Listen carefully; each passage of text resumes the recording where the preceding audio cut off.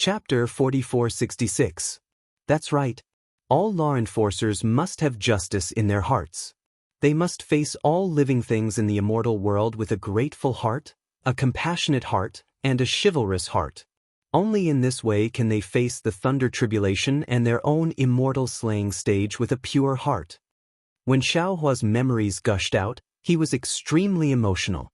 Wherever his thoughts reached, the immortal slaying stage in the space released faint lightning. This lightning killed all things and also gave birth to all things. In the midst of life and death, a suction force that made Xiaohua's mind feel extremely close was born. Xiaohua didn't need to think too much. His mind had already fallen into the space. In the space, the immortal slaying stage that had been flashing with lightning along with Xiaohua's comprehension of the thunder art, at this moment, seeing Jade Archive Xiaohua appear, it released a dazzling brilliance, like a thunder flower in full bloom. Jade Archive Xiaohua couldn't help but turn into a stream of light and fall into this thunder flower. Xiaohua's emotions were slightly shaken, and ring-shaped thunderbolts immediately appeared around his body. Crack, crack, crack. They rushed out in all directions. Su Ji and Fairy Xingyu were stunned. Just as they were about to activate their Dharma power to resist, they saw the weakness in Xiaohua's eyes. Their hearts skipped a beat. The two of them looked at each other. With a flash of their bodies, they went far away, leaving the thunderbolts swimming around Xiaohua and flashing wantonly. Su Ji. Fairy Xingyu saw Xiaohua's figure looming in the thunderbolt, as if his whole person had turned into a thunderbolt. Her heart was filled with surprise as she whispered, "I can't understand Xiaohua anymore." That's right. Su Ji also whispered, "Especially now. Back then, I saw Celestial Venerable Master of Laws personally make a move." Fairy Xingyu nodded and said, "In my memory, that palm was like the entire heavenly Tao appearing in front of my eyes. I feel that, even if I cultivate for another 100,000 years, I won't be able to compare to a grain in the Celestial Venerable's hand. Although Xiaohua's strength is not as strong as ours, from the thunder he turned into, I actually saw that kind of vague feeling, a feeling of the heavenly Tao overflowing. Could it be that he is the reincarnation of a Celestial Venerable?" Shoo. Although Su Ji knew that he was talking to Fairy Xingyu, he hurriedly stopped her from guessing. Xiaohua is Xiaohua. A Celestial Venerable is a Celestial Venerable. Even if it's an immortal king, it has nothing to do with us. We formed a relationship with Xiaohua in the 3 continents, but now that we've arrived at the celestial realm, I really don't know if this is fate or not. Let's just do what we need to do. Don't say too much. Fate. Fairy Xingyu's eyes were also watery. She raised her hand to hold Su Ji's arm, tilted her head slightly to Su Ji's shoulder, and whispered, "I'm really grateful to the heavens. If it weren't for this fate, my soul would have been destroyed long ago." Well? Su Ji's body stiffened slightly, and he slowly withdrew his arm. He forced a smile on his face and said, "Actually, as long as it's an immortal from the immortal realm, if they encounter such a situation, anyone would help." "Humph? How boring." Fairy Xingyu snorted coldly. "Not as interesting as Xiaohua." Sigh. Su Ji sighed and shook his head slightly. However, after a while, Fairy Xingyu smiled again and whispered, "Su Ji, you've never told me about your hometown. Since you've told me, tell me more about it." Su Ji looked at Xiaohua's figure flickering in and out of the lightning. This figure was sometimes in human form, sometimes in the form of lightning, and sometimes even in the form of a heart. Su Ji could feel the familiar aura of thunderous fury emerging from the core of this heart. Su Ji suppressed the surprise in his heart and didn't dare to disturb Xiaohua too much. He flew another 100 kilometers and released his divine sense. While guarding Xiaohua, he said, "My memories of my hometown have faded, but there are many interesting things that happened there. I remember when I was young." Fairy Xingyu cupped her cheeks with both hands and stared at Su Ji with a smile on her face. Weren't the memories that Su Ji was talking about her memories as well? She didn't know how long it had been since a man had been so patient and talked so tirelessly. He opened up the memories of time bit by bit, and gradually filled the cracks in her heart with love. Love was never an expression of ordinary people. The demon clan, cultivators, and immortals, no matter how long they had been cultivating, when love came, they had no power to resist. It was destined. It was irresistible and inexplicable. More than a month had passed, and the cold wind was gradually blowing. Su Ji frowned and looked at the flashing lightning in the distance. At this time, the lightning was different from before. The unruly and arrogant feeling was gradually gone, and the anger contained within was gradually born. Similarly, Xiaohua's figure had completely turned into a thunderbolt, but this thunderbolt was condensed into the shape of a heart. Su Ji. Fairy Xingyue was also a little impatient. She secretly whispered, "It seems that the time for the Star Moon Palace to appear is coming. Why don't we wake Xiaohua up?" Su Ji spoke resolutely and decisively. "Even I've only encountered the lightning transformation stage twice in the immortal dimension. Xiaohua has just come into contact with the fury of thunder, and he can have such a realization. His future thunder cultivation technique is limitless. We'll go there ourselves. There's no need to wake him up." But Fairy Xingyue was puzzled. "Didn't your divination say that he is your hope? The mystery of opportunities is not something that can be understood by divination." Su Ji replied faintly, "If I ruin Xiaohua's opportunity for the sake of my opportunity, this opportunity, I'd rather not have it." "Okay." Fairy Xingyue bit her lip and said, "I'll listen to you. You go first." Su Ji glanced at Xiaohua, as if he was worried. Fairy Xingyue stamped her feet in midair and said reproachfully, "You're so scheming. I didn't think of waking Xiaohua up." With that, Fairy Xingyue moved her body and left, taking advantage of the north wind. Su Ji thought for a while and set up a few simple restrictions. His body flashed with a blue watery light and disappeared in midair. However, just as the two of them flew 1,000 miles away, an earth-shattering sound of thunder came from behind them. Su Ji and Fairy Xingyue hurriedly stopped.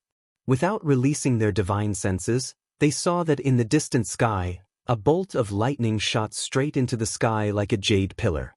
In that bolt of lightning, Xiaohua's godlike figure appeared. Looking at the space above Xiaohua's head that had been torn apart by the lightning, layers of shadows fell. That shadow was like an ink stone, but also like a tombstone, exuding a kind of silence and desolation. Immortal slaying stage? No, this is the sound of thunder from the fury of thunder. Su Ji could not help but exclaim, "Is Xiaohua really a genius? He can comprehend the sound of thunder just by relying on the catalog of the immortal slaying stage that I gave him?" Buzz, buzz, buzz. As they spoke, an inexplicable sound rushed to them.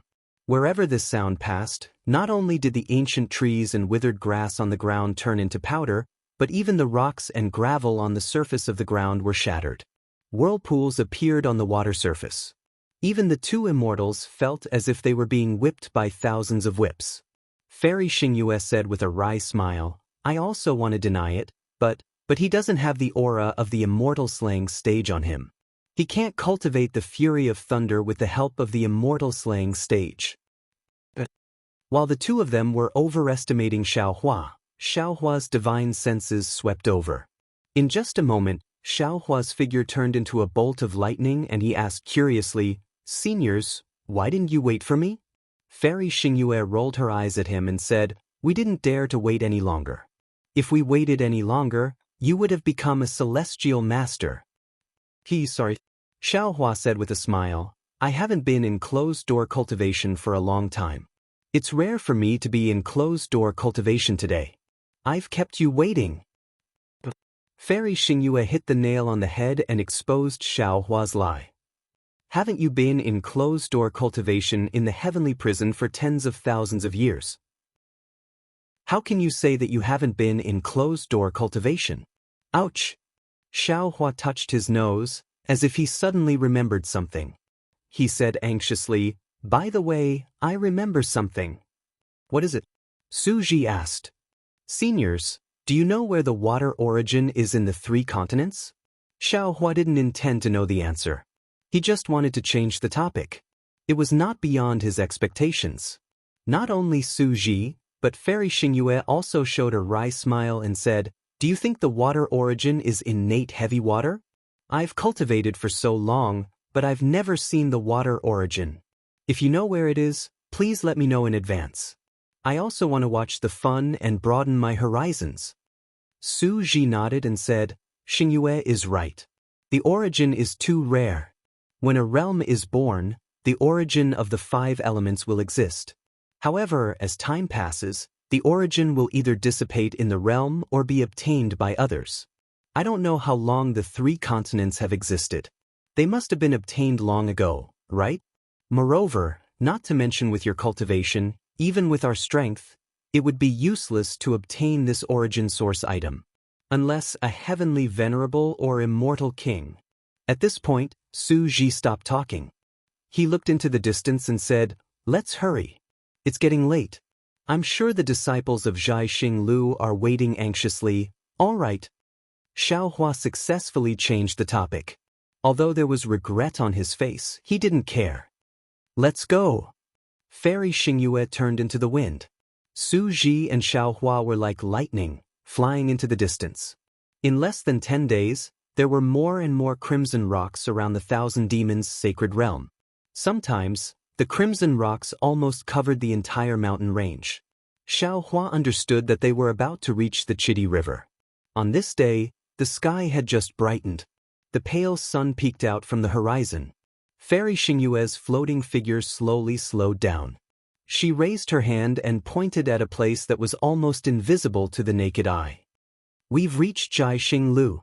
It seems that Xingyue Palace hasn't appeared yet. Let's go to Zhai Xing Lu to rest first." Chapter 4467. As her fingers moved, Fairy Xingyu's face gradually changed, finally turning into the appearance of a graceful woman. Xiaohua glanced at it and couldn't help but ask, "Senior, is this your original appearance?" Fairy Xingyu smiled and said, "Why? Are you reluctant to part with Princess Baihua?" Xiaohua stole a glance at Su Ji and replied, "Junior is just curious and casually asking." "Then what do you think?" Fairy Xingyu had no intention of answering Xiaohua at all. Xiaohua shrugged, indicating that he couldn't guess. Su Ji said indifferently, "Neither Xingyue nor I have our original appearances. Our appearances can't be revealed on the 3 continents. What you see is an illusion." "All right, this junior understands." Seeing that Su Ji's appearance had also changed, Xiaohua tactfully shut his mouth. While they were talking, several divine senses and clear eyes swept over. When they landed on the 3 of them, they retracted their gazes happily. After a short while, a dozen or so Confucian martial grandmasters around the 7th grade of origin energy flew over. They were either dressed in Confucian robes or armor. When these martial grandmasters saw Fairy Xingyu, they bowed respectfully and said, "Subordinate greets Palace Master." Fairy Xingyu nodded and waved her hand to signal them to get up. She raised her hand and pointed at Su Ji and Xiaohua, saying, "These are my good friends, Senior Su and Spiritual Master Xiao. When you see them, it's like seeing me." "Yes." The dozen or so Confucian cultivators didn't dare to be negligent and hurriedly bowed to the 2 9th-level cultivators, saying, "Greetings, Senior Su and Spiritual Master Xiao." However, when the 3 words "Spiritual Master Xiao" came out, several Confucian cultivators came to their senses and exclaimed, "Spiritual Master Xiao? Xiaohua? Spiritual Master Xiao of the Fortune Gate?" Xiaohua touched his nose, regretting that he didn't disguise himself. He nodded slightly and said, "Yes, it's me. It's really Spiritual Master Xiao. It's really Spiritual Master Xiao." At this time, the dozen or so Confucian cultivators were all excited. Junior thought that Spiritual Master Xiao had returned to the hidden Immortal continent. "I really didn't expect to see Senior here." Fairy Xingyu looked at Su Ji, who was somewhat neglected, and asked, "What's wrong? Is Spiritual Master Xiao very famous now?" "That's right, Palace Master. Don't you know?" A Confucian cultivator nodded vigorously. "Right now, 1 demon and 1 human are in the limelight in the 1,000 Demons' sacred realm. One of them is the heaven-defying Thunder Phoenix who has just become a 7-star great saint. This great saint of the demonic race is the first great saint of the Great Holy Temple, and he was the one who facilitated the 7 saints to become sworn brothers. Although this great saint doesn't have any power of his own within the 1,000 demonic sacred realm, when he entered the Great Holy Temple, he attracted the congratulations of tens of thousands of stars. Who knows how many demonic races have benefited from this? Another Confucian cultivator continued, and this person is naturally the Fortune Gate's Daoist Xiao. It is said that Daoist Xiao fought the 3 great saints of the demonic race, the golden-winged great roc, the 5-colored sea god shell, and the flying feather void beast alone in Baiqingyu. He even commanded hundreds of thousands of Fortune Gate's disciples to massacre Baiqingyu, flattening the heaven-concealing ridge and ancient Bell Mountain. If it weren't for the heaven-defying Thunder Phoenix, Daoist Xiao and the 3 great saints of the demonic race would have turned hostility into friendship, and I'm afraid that another great saint of the demonic race would have fallen. It seems, it's not that complicated. Xiao Hua rubbed his nose and wanted to explain, but before he could say anything, another Confucian cultivator shouted, not only that, Daoist Xiao was very angry because his good friend was suppressed in Baiqingyu. When he ordered the Fortune Gate's disciples to return to the hidden immortal continent, they were to kill the demonic race along the way. They must walk a bloody path. And the Fortune Gate's disciples did exactly that, steadily advancing from Baiqingyu to the North Sea and East Sea. Wherever they passed, rivers of blood flowed, and many demonic races were killed. This is purely a rumor. Another Confucian cultivator hurriedly refuted, the information I received is not like this. The Fortune Gate's disciples did not kill too many demonic races, they only killed the demonic races that blocked their path. As long as there was no resistance, they never made a move. There are some problems with the information you received. Another Confucian cultivator with a slightly shorter stature shouted, his scarlet-red face showing a layer of agitation. Wherever the Fortune Gate's disciples went, all the demonic races in the 1,000 demonic sacred territory trembled in fear. None of them dared to show their prowess. Of course, according to this old man's knowledge, there are close to 400 to 500 demonic races and 37 demonic kings in the 37 demonic territories near the North Sea, and they are urgently discussing how to stop the Fortune Gate's disciples. However, because Daoist Xiao had issued an order when the Fortune Gate's disciples set out, they were to kill anyone who stood in their way. Therefore, these demonic kings did not dare to act blindly without thinking, and they are currently seeking help from the Great Sage Hall. Damn it, this is so satisfying. At this point, the Confucian cultivator bowed deeply to Xiao Hua and said, Daoist Xiao, Junior Zhu Hong is in charge of the star-picking tower in the 1,000 demonic sacred territory. Although Junior has not been humiliated in the 1,000 demonic sacred territory, in this demonic territory where humans are inferior to dogs, I have seen all the humiliation the demonic races have done to our human race.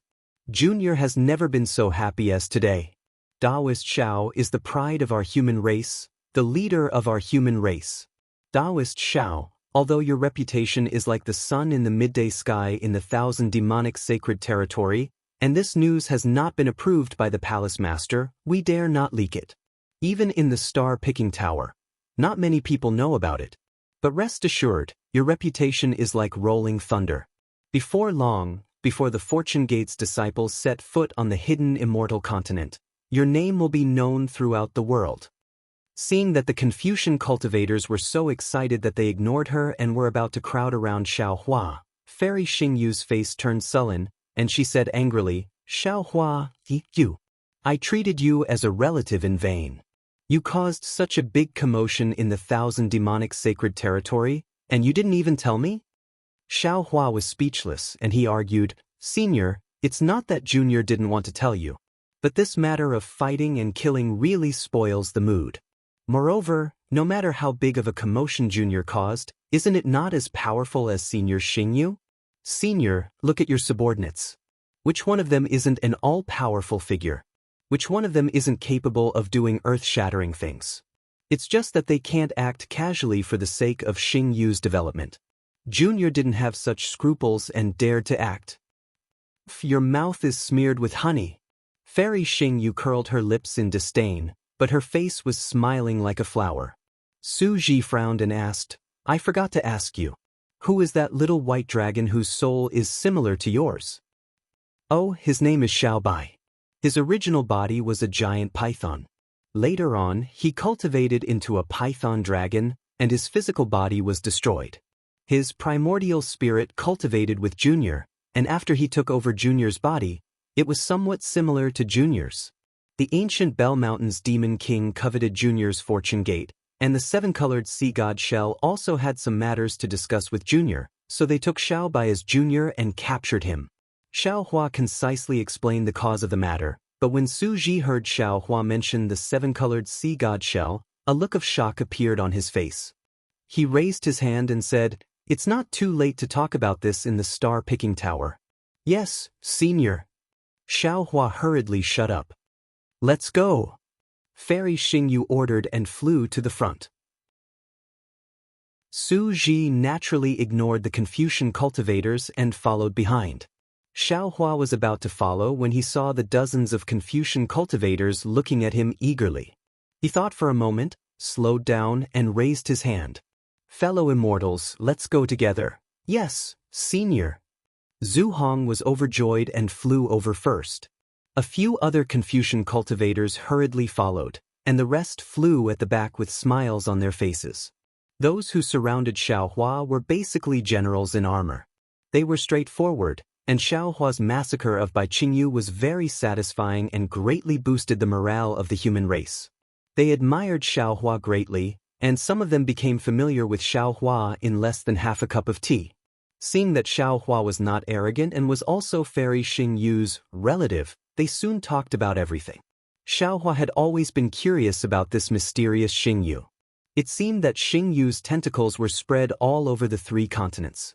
Not to mention anything else, even Fairy Xingyu and Su Ji didn't know that Xiao Hua massacred Bai Qingyu and led the troops south. But Xingyu had already received the news, and most of the news was true, which made Xiao Hua really admire her. Yingpe and Xiongyi could be considered outstanding in this regard, but the Fortune Gate and the Continuous Merchant Union were far inferior to Xingyu. Therefore, Xiao Hua himself also became acquainted with these Confucian cultivators. Looking at the mountain-like pavilion in front of him, Xiao Hua had already chatted a lot with these generals. Xiao Hua already knew that these dozens of Confucian cultivators were the masters of the star-picking tower in the Thousand Demons' sacred realm. They had gathered here because Fairy Xingyu had closed the star-picking tower in the Thousand Demons' sacred realm. It was also because they had made great contributions to Xingyu that Fairy Xingyu allowed them to enter the Star Moon Palace.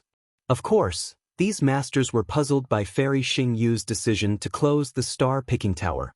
This was because the star-picking tower in the Thousand Demons' sacred realm was different from the hidden immortal continent and the pure land of ultimate bliss. There were many demon races in the Thousand Demons' sacred realm who were willing to trade with the star-picking tower in exchange for what they wanted. Similarly, the star-picking tower could also obtain demon fruits, demon herbs, and other things that the human race couldn't normally obtain from the demon races. It could be said that the star-picking tower's profits in the Thousand Demons' sacred realm were more than those of the hidden immortal continent and the pure land of ultimate bliss.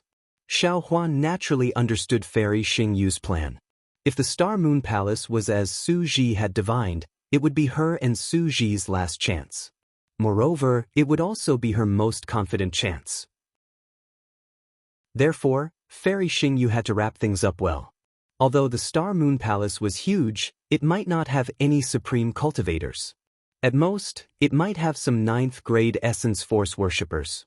If there were no supreme cultivators protecting it in the Thousand Demons' sacred realm, the star-picking tower would definitely be targeted by the demon race. If one of the many star-picking towers was invaded by the demon race, then there would be a snowball effect. Not only all the star-picking towers in the Thousand Demons' sacred realm, but even the star-picking towers in the hidden immortal continent and the pure land of ultimate bliss would also be affected. Fairy Xingyu wouldn't let the star-picking tower fall to such a state. Therefore, she had made such a plan. Chapter 4468. Xiao Hua didn't think too much about it before, But when he saw how dejected these tower masters were, it was obvious that they didn't want to give up on their previous efforts. Of course, he couldn't tell these tower masters about Fairy Xingyu's plans, so he asked about the secrets of the 3 continents and the situation of the Dao sections. Xiaohua's questions didn't involve Fairy Xingyu, so these tower masters didn't have any scruples and answered with a smile. In the end, Xiaohua's heart skipped a beat, and he suddenly asked, "By the way, I met a fellow immortal called Zhu Qing in the Bronze Pillar Nation's star-picking tower. Do you know where he is now?" "Ioyo, I got it." A slightly powdery Confucian cultivator next to Zhu Hong slapped his forehead and shouted, "I'm Zhu Qing's good friend." Zhu Qing once said that he met an extremely interesting Dao cultivator in the Bronze Pillar Nation, and he admired this cultivator a lot. He said that this cultivator was only at the 3rd or 4th stage of Essence Qi, but he needed a rare benevolent heart and filled the Book of Heroes of our star-picking tower. I really didn't expect that this Dao cultivator was Daoist Master Xiao. Xiaohua looked at the Confucian cultivator's coquettish appearance and his slightly pinched fingers, and goosebumps rose all over his body. He hurriedly shrunk his neck and asked, "Where is fellow immortal Zhu Qing now? I also want to ask him if his Book of Heroes is filled." "I'll let you know, Daoist Master Xiao." The Confucian cultivator smiled and replied, "Although Zhu Qing isn't a tower master and his strength is average, he has made a lot of contributions to our star-picking tower. Now, he has received the Palace Lord's favor and has been escorted to the star-picking tower." Very good." Xiaohua nodded slightly. He also understood that the so-called contribution should be the body of Princess Baihua. However, it was also because of Zhu Qing that Princess Baihua didn't die in the countryside. This drinking and pecking was really wonderful. While they were talking, the star-picking tower of the 1,000 Demons' sacred realm was already in sight. This star-picking tower was different from the one Xiaohua had seen in the Bronze Pillar Nation. It was in the shape of a tower. This pagoda was different from the ordinary pagodas of the Buddhist sections. It was very fat and large. Just from afar, it looked like a square. The tower-shaped Zhai Xinglu was divided into more than 10 levels. Each level had a different color, and each level was slowly rotating. Because of the different speeds and angles of the rotation, the light and shadow of the entire Zhai Xinglu was constantly changing. Sometimes it was flames, sometimes it was colorful lotuses, sometimes it was flower buds. This light and shadow was really dazzling in the cold red mountain range. "Xiaohua, this is Star-Picking Tower's jade pendant." Fairy Xingyue, who had been flying in front, suddenly raised her hand and a stream of light flew over. She said, "Take this jade pendant and you can freely enter all the pavilions in Star-Picking Tower." "Okay." Xiaohua didn't mind and casually took it. The group of Confucian cultivators next to him raised their eyebrows and showed surprise in their eyes. However, this surprise disappeared in a flash and they didn't even exchange glances with each other. Just as Fairy Xingyue finished speaking, a layer of fiery starry flames suddenly appeared in front of her and Su Ji. This starry flame completely enveloped the space within a few miles. A wave of air mixed with cold ice immediately emerged from the void. Moreover, amidst the biting cold wind, the power of the stars and moon fell out of thin air. A chilling intent spread all over the place. "Xiaohua, what do you think of my waning moon-chilling star array?"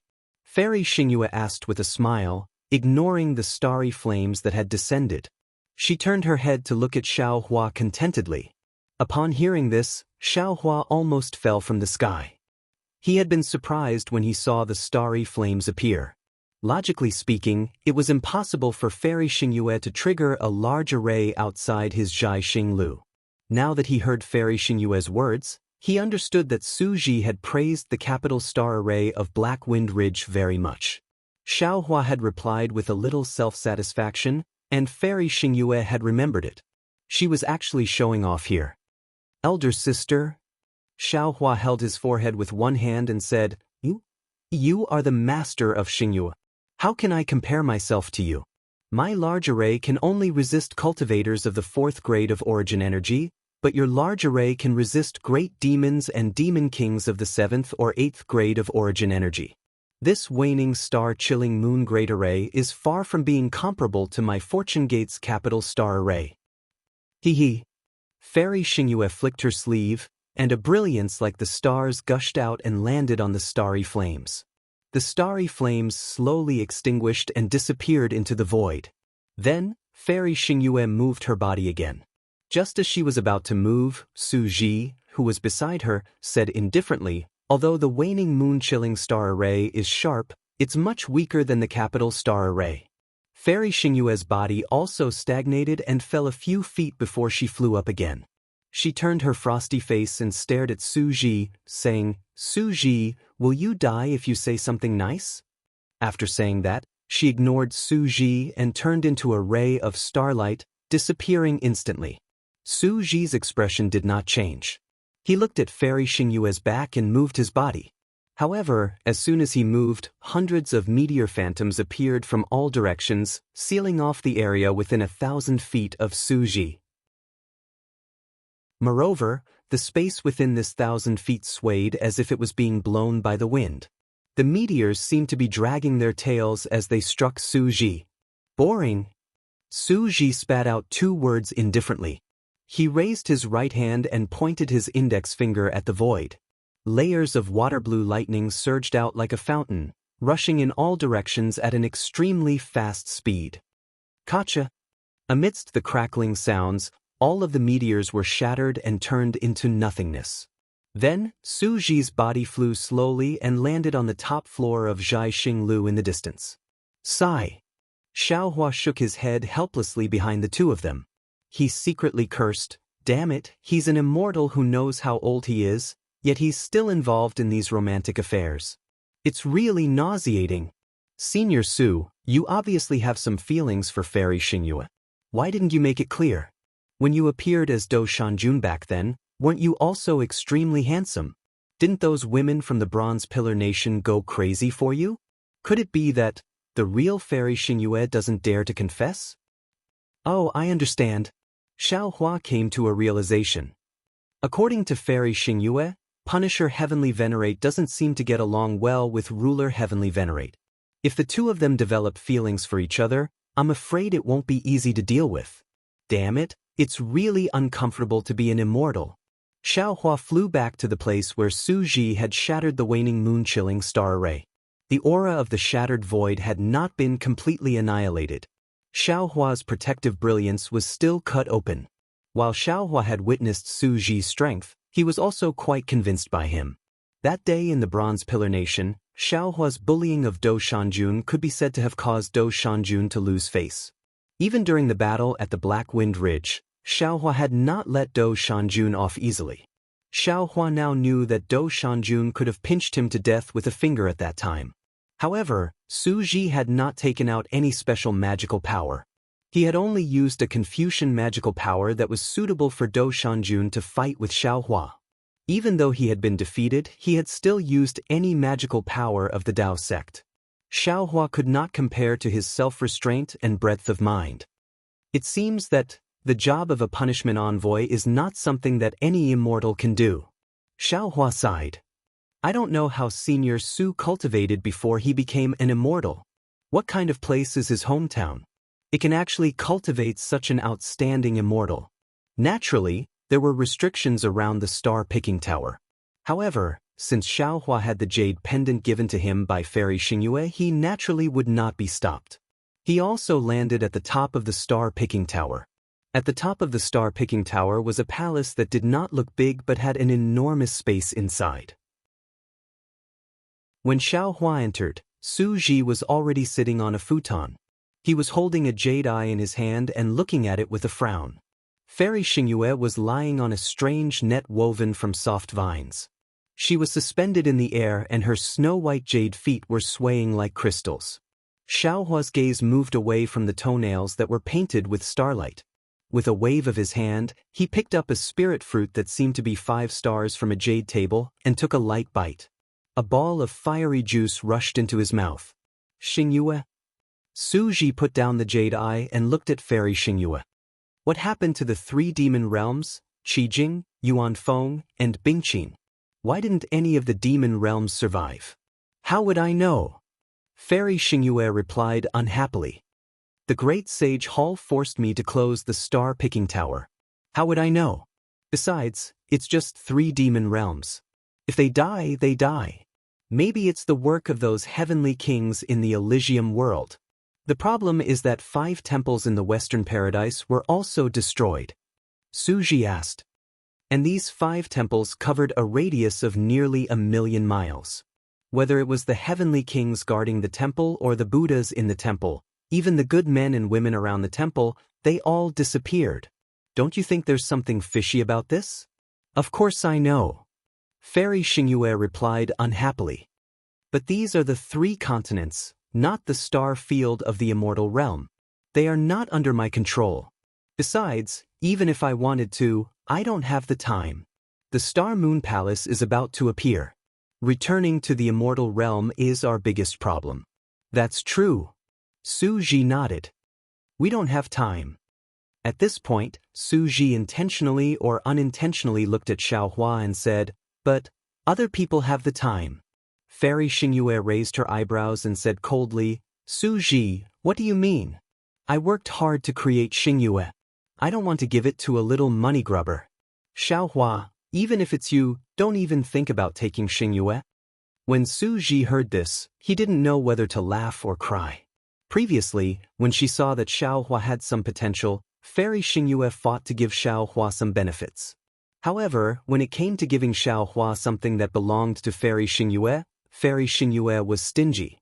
He really didn't understand what Fairy Xingyue was thinking. Chapter 4469. However, Fairy Xingyue's subsequent words immediately enlightened Su Ji. Don't think I don't know what he's thinking.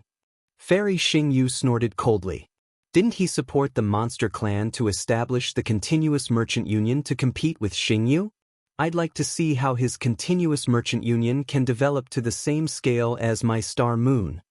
Then, Fairy Xingyu looked at Su Ji and said, could it be, you know that his continuous merchant union is just a child's play? At this point, you're encouraging him to pick the peaches? Forget it. Su Ji waved his hand and said, just pretend I didn't say anything. Then, Su Ji looked at Xiaohua and asked, by the way, why did that rainbow seashell make things difficult for you? She doesn't seem to be a monster clan member of the Thousand Monsters Sacred Realm, right? She's very powerful. Even, I don't want to provoke her. How did you get out of trouble? This. Xiaohua habitually touched his nose before lying and was about to speak. Fairy Xingyu saw it at a glance and shouted, he's going to lie again. When you met me earlier, you told me a lot about Bai Qingyu, but in the end, you still lied a lot. Elder sister, when did I lie to you? Xiaohua had to remove his hand from his nose and said, if I say some things in front of you, wouldn't I be showing off? Besides, there's nothing to say when dealing with a few monster kings. My fortune gate is far inferior to Xingyu's, so I don't dare to say more. That's more like it. Fairy Xingyu snorted coldly and didn't seem to be angry anymore. She shouted, tell me, how did you get rid of that female seashell? I met her back then. Her seashell was too strong, so I didn't have a good way to get rid of it. Actually, it's nothing. Since Xiaohua had already decided to lie, he had already picked up the brush in his mouth and said with a smile, I have some connections with this rainbow seashell called Bai Xian. Didn't I tell you earlier? Junior wasn't born in the 3 continents, but in the Dawn Rain continent. Junior's sect is called Shanghuaming. Then, Xiaohua briefly described the battle between him and Bai Xian. He didn't talk about the divine punishment, he talked a lot about the feelings of kinship. In the end, he even embellished the matter between Little White Dragon and Bibo, making Bai Xian look like an old woman looking for a relative. When she found Xiaohua, the disciple of her deceased relative, she was moved by Xiaohua's righteousness and was even more shocked by the love between Bibo and Little White Dragon. She pardoned Xiaohua's crime of killing Bai Qingyu's hundreds of thousands of demons and even bestowed Bai Qingyu to Xiaohua as a thank you gift for finding the 7-colored conch. Then, she took Little White Dragon and Bibo away and wanted to nurture them well. After Xiaohua finished telling the happy ending, he took a spirit fruit and put it in his mouth. In the end, Bei Xian took the two descendants who had a lot to do with her and returned to her cave residence to live a happy life. Is that all? After listening to Xiao Hua, who looked at her innocently, Fairy Xingyue was stunned. She asked curiously, You didn't do anything. Did she let you go? Xiao Hua was also a dead pig that wasn't afraid of boiling water. He nodded and said, I've always convinced people with reason. Besides, I even brought her brother here. What else could she do? Yes, that's true. If it weren't for you, Bei Xian, definitely wouldn't have been able to see her brother. Su Ji didn't know if he really believed it or if he was faking it. He nodded and praised, She should be thanking you. She was the one who caused all of this, so it's a happy ending for all of us to be happy. Xiaohua smiled. He didn't believe that Bei Xian's big seven-colored halo shell world would be known by others. He also didn't believe that Bei Xian would tell others what happened inside. Moreover, Su Ji and Fairy Xingyue obviously wouldn't have the chance to see Bei Xian again. He wasn't worried about being exposed at all. I don't believe that things will end so simply. Fairy Xingyue shook her head and said, That seven-colored seashell isn't an easy person to get along with. You killed so many demons. How could she let you go so easily? That's impossible. Upon hearing Fairy Xingyu's words, Xiao Hua understood. Although Fairy Xingyu was meticulous, she was not from the royal family and did not know the dangers of the royal family. Therefore, it was impossible for her to consider things from Bei Xian's point of view and think of the reason why Bei Xian had taken action. Therefore, Xiao Hua smiled and said, If they continue to fight, both sides will suffer. And Fairy Xingyue, do you think she will care about those juniors who are separated by who knows how many generations? Instead of offending a human clan Mahayana realm expert, it's better to take advantage of the situation and turn a bad thing into a good thing. After all these twists and turns were caused by her own actions, right? Su Ji ignored them and frowned. Xingyue, where is this so-called Red Sea domain? Why don't I have any impression of it? Fairy Xingyue glared at Xiao Hua. She knew that Xiao Hua wouldn't say much, but she couldn't find any clues. Fairy Xingyue said to Su Ji, Bei Xian is from the Sea Clan. Her so-called Red Sea domain should be in the demon realm. How could you know? Even I. This is the first time I've heard of it. Why is the three continents so chaotic? Su Ji smiled bitterly. I always thought that this Bei Xian was from the demon realm, but I didn't expect her to be from another high-level world like us. From what Xiao Hua said, I can't tell whether this Red Sea domain is from the upper realm or not. Fairy Xingyue shook her head slightly. However, from Bei Xian's strength, the Red Sea domain is not much different from the demon realm. I'll check it carefully when I return to the Palace of Justice. Seniors. Xiao Hua smiled and said, This junior will go for a walk and see my old friends. Seniors, let's discuss the matter of returning to the immortal realm. Go ahead. Su Ji nodded. However, just as Xiao Hua walked out of the hall, Fairy Xingyue's voice sounded again. Xiao Hua, don't seduce the star-picking house master of Xingyue. Xiao Hua staggered and turned around helplessly. Elder sister, your Xingyue is not the Yihong brothel. Do you think this junior is interested in seducing them? Hee. Fairy Xingyue covered her mouth and laughed. She secretly glanced at Su Ji. Fortunately, Su Ji seemed to be thinking about something and frowned. He did not pay attention to what Fairy Xingyue said. The outside of the hall was empty, with only bare stone walls. There was no one around, and there was no exit.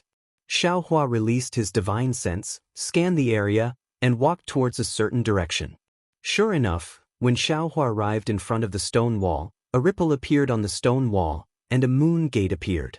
Xiao Hua floated past the moon gate, and a ripple swept across the jade pendant in front of his chest. Outside the moon gate was the pavilion that Xiao Hua had seen outside the star-picking house.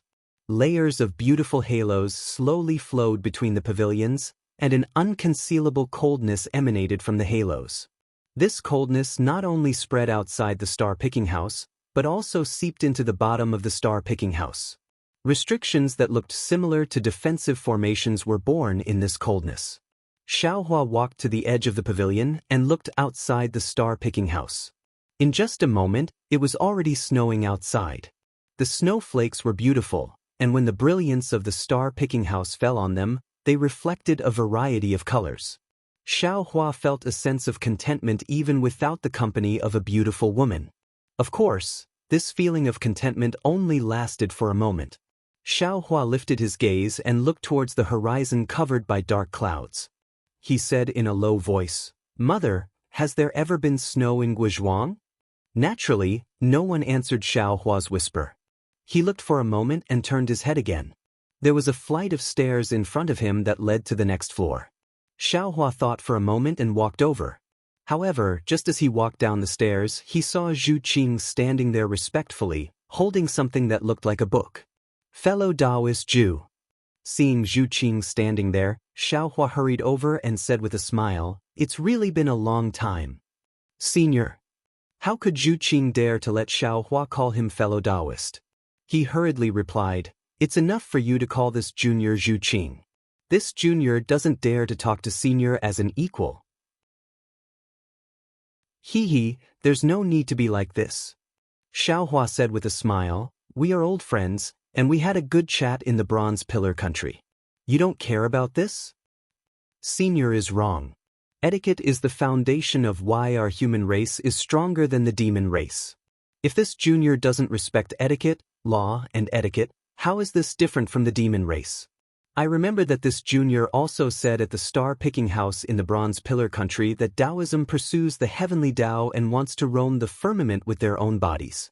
Confucian cultivators also pursue the heavenly Tao. However, Confucian cultivators believe that the heavenly Tao is the human path. Experiencing the world of mortals will naturally temper the heavenly Tao in their hearts. The heavenly Tao is either Tao or law or reason. If this junior can't even abide by this etiquette, how can this junior comprehend the will of the heavens and the hearts of the people? Xiaohua was a bit embarrassed. He nodded and said, that's right. You said this on the ferry under the Rainbow Bridge that day. This Xiao still remembers it." "It's good that senior remembers it." Zhu Qing had a respectful smile on his face. He handed over the book in his hand and said, "This junior remembers that senior once said that you wanted to finish writing the Book of Heroes in the star-picking house. This junior held senior's words in high esteem that day. This junior also believed that senior could realize that dream. However, what this junior didn't expect was that in just 200 years, senior had already risen from biographies to this era.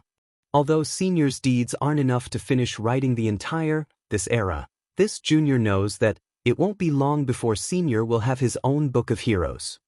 In the face of Zhu Qing's respect, Xiaohua's interest was somewhat dampened. However, after some thought, he understood Zhu Qing's difficulties. Zhu Qing was only a Confucian cultivator at the beginning of the 5th grade of Essence Force. He was a human Mahayana cultivator. Even the palace master of the Star Moon Palace treated him as an equal. How could Zhu Qing, the tower master of the star-picking house, dare to address him as a brother? Of course, Zhu Qing wasn't that kind of person. Of course, he wouldn't do anything that crossed the line. Why should he make things difficult for him? Thus, Xiaohua smiled and took the book. He said, "Zhu Qing, back then you told this old man that the Book of Heroes in the star-picking house isn't a book. Why is this book fooling this old man today?" Chapter 4470. Hearing Xiaohua refer to himself as an old man, Zhu Qing immediately relaxed. He smiled and said, "Senior will know when you take a look." As Xiaohua spoke, his gaze landed on the book. He saw that the book was rough to the touch, similar to an ordinary book. There were even layers of paper-like imprints on the side of the book. But when he actually flipped it open, Xiaohua discovered that the book was completely made of jade. "Senior, use the eye-clearing technique," Minister Zhu immediately reminded as Xiaohua flipped through the book. "Alright." As Xiaohua spoke, a faint green light appeared in his eyes. Under the light of his clear eyes, the jade began to glow. A book with a golden base and jade words appeared. And on the cover of this book, there were 2 lines of big words, which were respectively, Hero Book Xiao Hua's Chronicle. This era? Xiao Hua laughed involuntarily. This old man remembers that this record is the emperor's biography. Because the emperor is the highest leader who manages the country's affairs, he wrote a record for them and called it this record. It's precisely because this record shows where the world's origin lies, so that the officials and the people all have a certain degree of discipline in their actions. On the other hand, aristocratic families recorded the affairs of the vassal kingdoms. This was because the vassals established the Chung family, and their descendants were hereditary. Thus, their biographies were called aristocratic families. Biographies recorded all kinds of historical figures other than emperors and dukes. At best, this old man can be considered a biography. How did I become a chronicle? Senior, you don't know. Zhu Qing said respectfully, Zhai Xinglu's Book of Heroes is different from that of ordinary Confucian cultivators. The emperors and generals of the secular world are not included in the Book of Heroes. If their cultivation was profound and they had made great contributions to the hidden immortal continent, they might be listed in the biographies. The epic in the Book of Heroes of Zhai Xinglu is specially prepared for the supreme cultivators of the hidden immortal continent. For example, the chronicles of immortal Emperor Gochen, Varokana Rilai, golden-winged Peng Grand Sage, and octagonal Pentaceratops Grand Sage. Each of these chronicles recorded the achievements of immortal emperors, Vairocana Rilai World Sovereign, and golden-winged Peng Grand Sage. Aside from the chronology, the noble clans of Zhai Xinglu are also different from the noble clans of ordinary Confucian cultivators. They record the noble clans of the 100 schools of thought, such as the Dongfang noble clan, the Shimen noble clan, the Inangong noble clan, the Dark North noble clan, etc. It records the history and deeds of these noble clans. The so-called biographies recorded the deeds of other cultivators besides the current era and the aristocratic families. There were many records in this biographies. There were Confucian cultivators, Buddhist sects, Daoist sects, and demons. It was the true Book of Heroes of Zhai Xinglu. Senior was previously listed in the biographies, which should be the biographies of Xiao Hua. However, just a few days ago, Senior shocked the Thousand Demons Sacred Realm, and your name spread far and wide. The Book of Heroes that recorded Senior's deeds was also changed to the Chronicles of Xiao Hua. This junior was fortunate enough to be the first person to create a biography for Senior.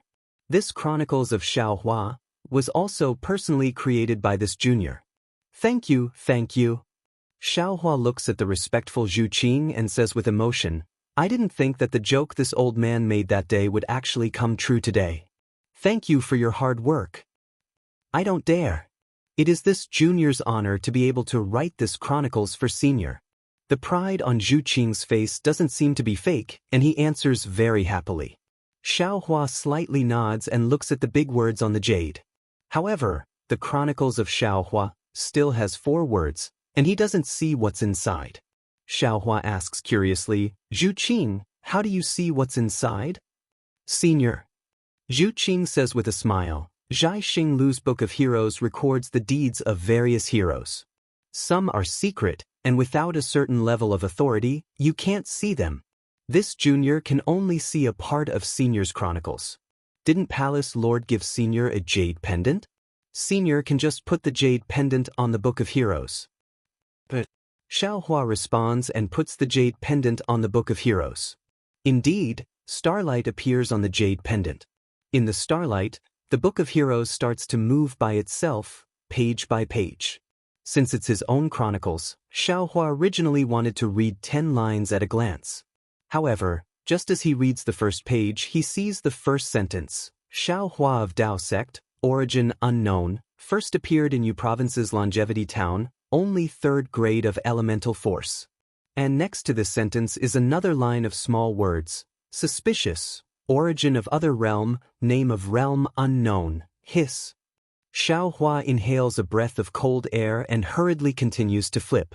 Sure enough, at the place where Ci Hang appeared, there are 2 lines of small words. Suspicious. This Ci Hang might be Xiao Hua in disguise, because the timing of Xiao Hua's coma is really too coincidental.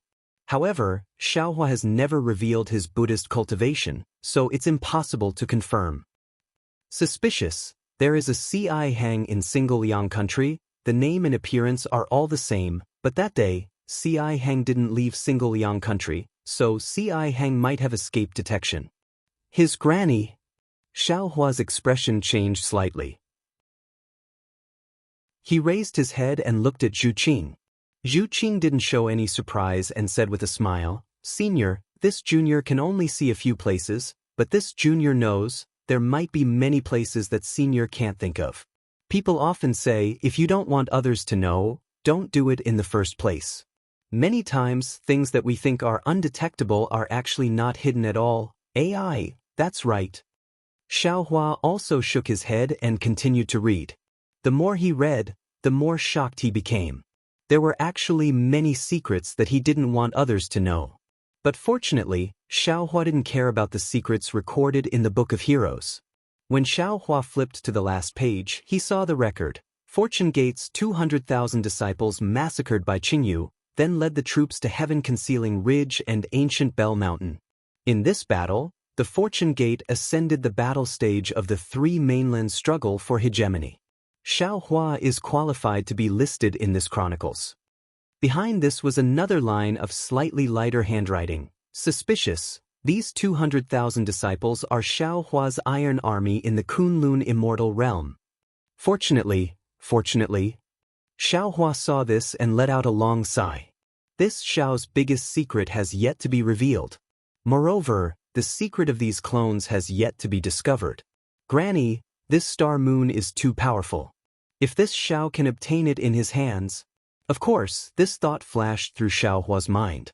Since Fairy Xingyu had already warned Xiaohua not to covet it, Xiaohua definitely wouldn't go and provoke a true fairy from the immortal realm.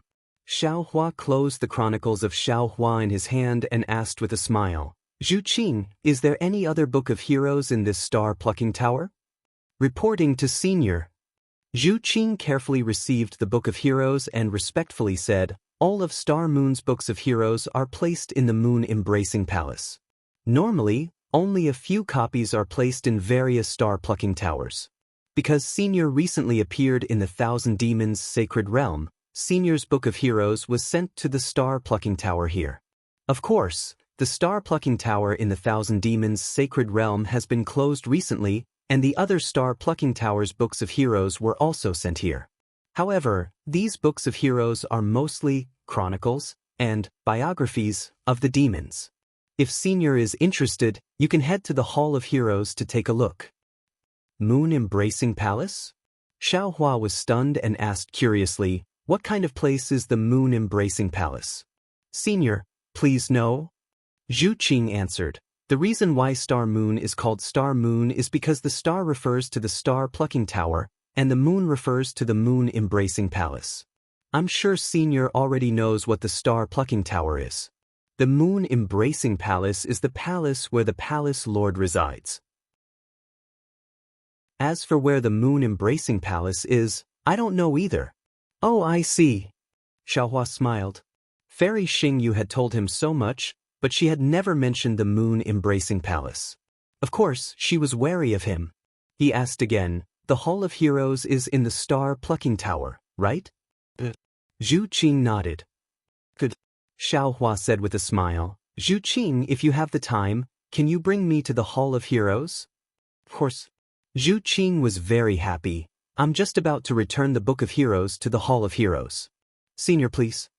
The Hall of Heroes was on the floor where Zhu Qing was respectfully standing. In just a moment, Zhu Qing brought Xiaohua to the Hall of Heroes. This was an extremely majestic-looking pavilion. Before they even reached the front, a murderous aura mixed with an overwhelming will hit them in the face. A kind of loneliness and desolation of being suddenly on the battlefield involuntarily arose. In the eyes, a bloody light rushed out from the pavilion. Bursts of war drums and the neighing of thousands of horses also surged in the surroundings like a hidden fragrance. Xiaohua had been on the battlefield, so he was no stranger to this murderous aura that came out of nowhere. Zhu Qing shrunk his neck, as if it was somewhat unbearable. "Zhu Qing." Xiaohua keenly felt the change in Zhu Qing's true qi and said with a smile, "This place doesn't seem to be suitable for you. Give the Book of Heroes to me. I'll help you bring it in." "No need." Zhu Qing shook his head and said, "Returning the Book of Heroes is my duty. I can't let Senior do it for me." As he spoke, true qi surged around Zhu Qing's body. Thumb-sized clouds emerged from the surface of his body, protecting Zhu Qing as he stepped into the door of the pavilion. Clang! The sound of a sword rang out from above the pavilion. A flying sword flew out like a flying immortal from outer space, slashing towards the top of Zhu Qing's head. Xiaohua scanned with his divine sense and immediately sensed Fairy Xingyu's thoughts from the sword intent. He understood that this was the prohibition of the Hall of Heroes. Sure enough, with a soft boom, a faint starlight rushed out from the top of Zhu Qing's head. The flying sword fell on the starlight and instantly turned into nothingness. Zhu Qing's figure disappeared from the pavilion. Xiaohua had a jade pendant in front of his chest, so of course, he wouldn't care about this flying sword. When he stepped into the Hall of Heroes, he couldn't help but be stunned again. However, he saw that the Hall of Heroes was not a library like he had imagined. Instead, it was a space that resembled a starry sky. In the dreamlike night, the figures of the Yao clan adorned the starry sky. Not far from Xiaohua, a lifelike statue of Xiaohua flashed with golden light and stood there with a faint smile. Zhu Qing had placed the Book of Heroes in the hands of this statue. Next to Xiaohua's statue, Feng Wu's demon body statue spread its wings, as if it was about to soar. Under Feng Wu's phoenix claws, there was also a Book of Heroes flashing with golden brilliance. Chapter 4471. Senior. Just as Xiaohua was sizing it up, Zhu Qing put down the Book of Heroes, turned around, and said respectfully, "Junior can't stay in the Hall of Heroes for long. Senior can look around as you please. Junior will wait outside the Hall of Heroes." "Zhu Qing, you don't have to wait." Xiaohua waved his hand and smiled. "I don't know when I'll go out, so you should rest early." "I don't dare," Zhu Qing said respectfully. "Senior doesn't know anyone else in the stargazing tower. Junior can't not wait on you." "All right then." Xiaohua understood that even if he didn't agree, Zhu Qing would still wait outside. He nodded and flew to the phoenix parasol statue. Zhu Qing didn't dare to say anything and floated out of the Hall of Heroes. Xiaohua was the only one left in the entire starry sky. Xiaohua picked up the Book of Heroes on the phoenix parasol statue's claws. When he saw the cover, it was titled, "Heaven-Defying Thunder Phoenix Great Sage." He took a deep breath and opened it. When he saw what was written on it, he couldn't help but laugh. There was only one line written on it: "Heaven-Defying Thunder Phoenix Great Sage. Origin unknown. 7 stars Great Sage." When he entered the Great Sage Hall, 10,000 stars greeted him. He guided 10,000 stars into the sun and bestowed the 1,000 demons with the power of 10,000 stars. He was supported by 10,000 demons. And the line next to it wrote, "Suspected, Phoenix clan descendant. Born in the 10,000 demon realm." Not bad, not bad. This is the true heaven-defying Thunder Phoenix. Xiaohua smiled and put the Book of Heroes back on the phoenix parasol statue's claws. He looked around again. Beside the phoenix parasol statue, there were naturally statues of the other 6 saints of the Great Sage Hall. However, these statues didn't have the Book of Heroes. Damn it. So Fairy Xingyu is also afraid of the Great Sage Hall coming to cause trouble. She doesn't dare to put the Great Sage Hall's Book of Heroes here. Xiaohua curled his lips and cursed silently. Since she doesn't dare to put it here, why put these statues here? Xiaohua was naturally most concerned about the secrets of the Great Sage Hall's Great Sage Hall. Without these secrets, Xiaohua had lost interest in the hall. However, he still looked around and casually found some books of heroes to check. There were quite a few heroes' albums in the Hall of Heroes. Even though Xiaohua was aimless, he still looked at them for an hour. Seeing that there were more and more trivial matters in the heroes' albums, Xiaohua clapped his hands and prepared to leave. At this moment, he saw a statue of a demonic beast that was even larger than the golden-winged rock. He flew over and raised his hand to take out a palm-sized book of heroes from the mouth of the monster statue. Written on the book were the biographies of Qi Jing, Yuan Feng, Bing Qin, and Qi Hua.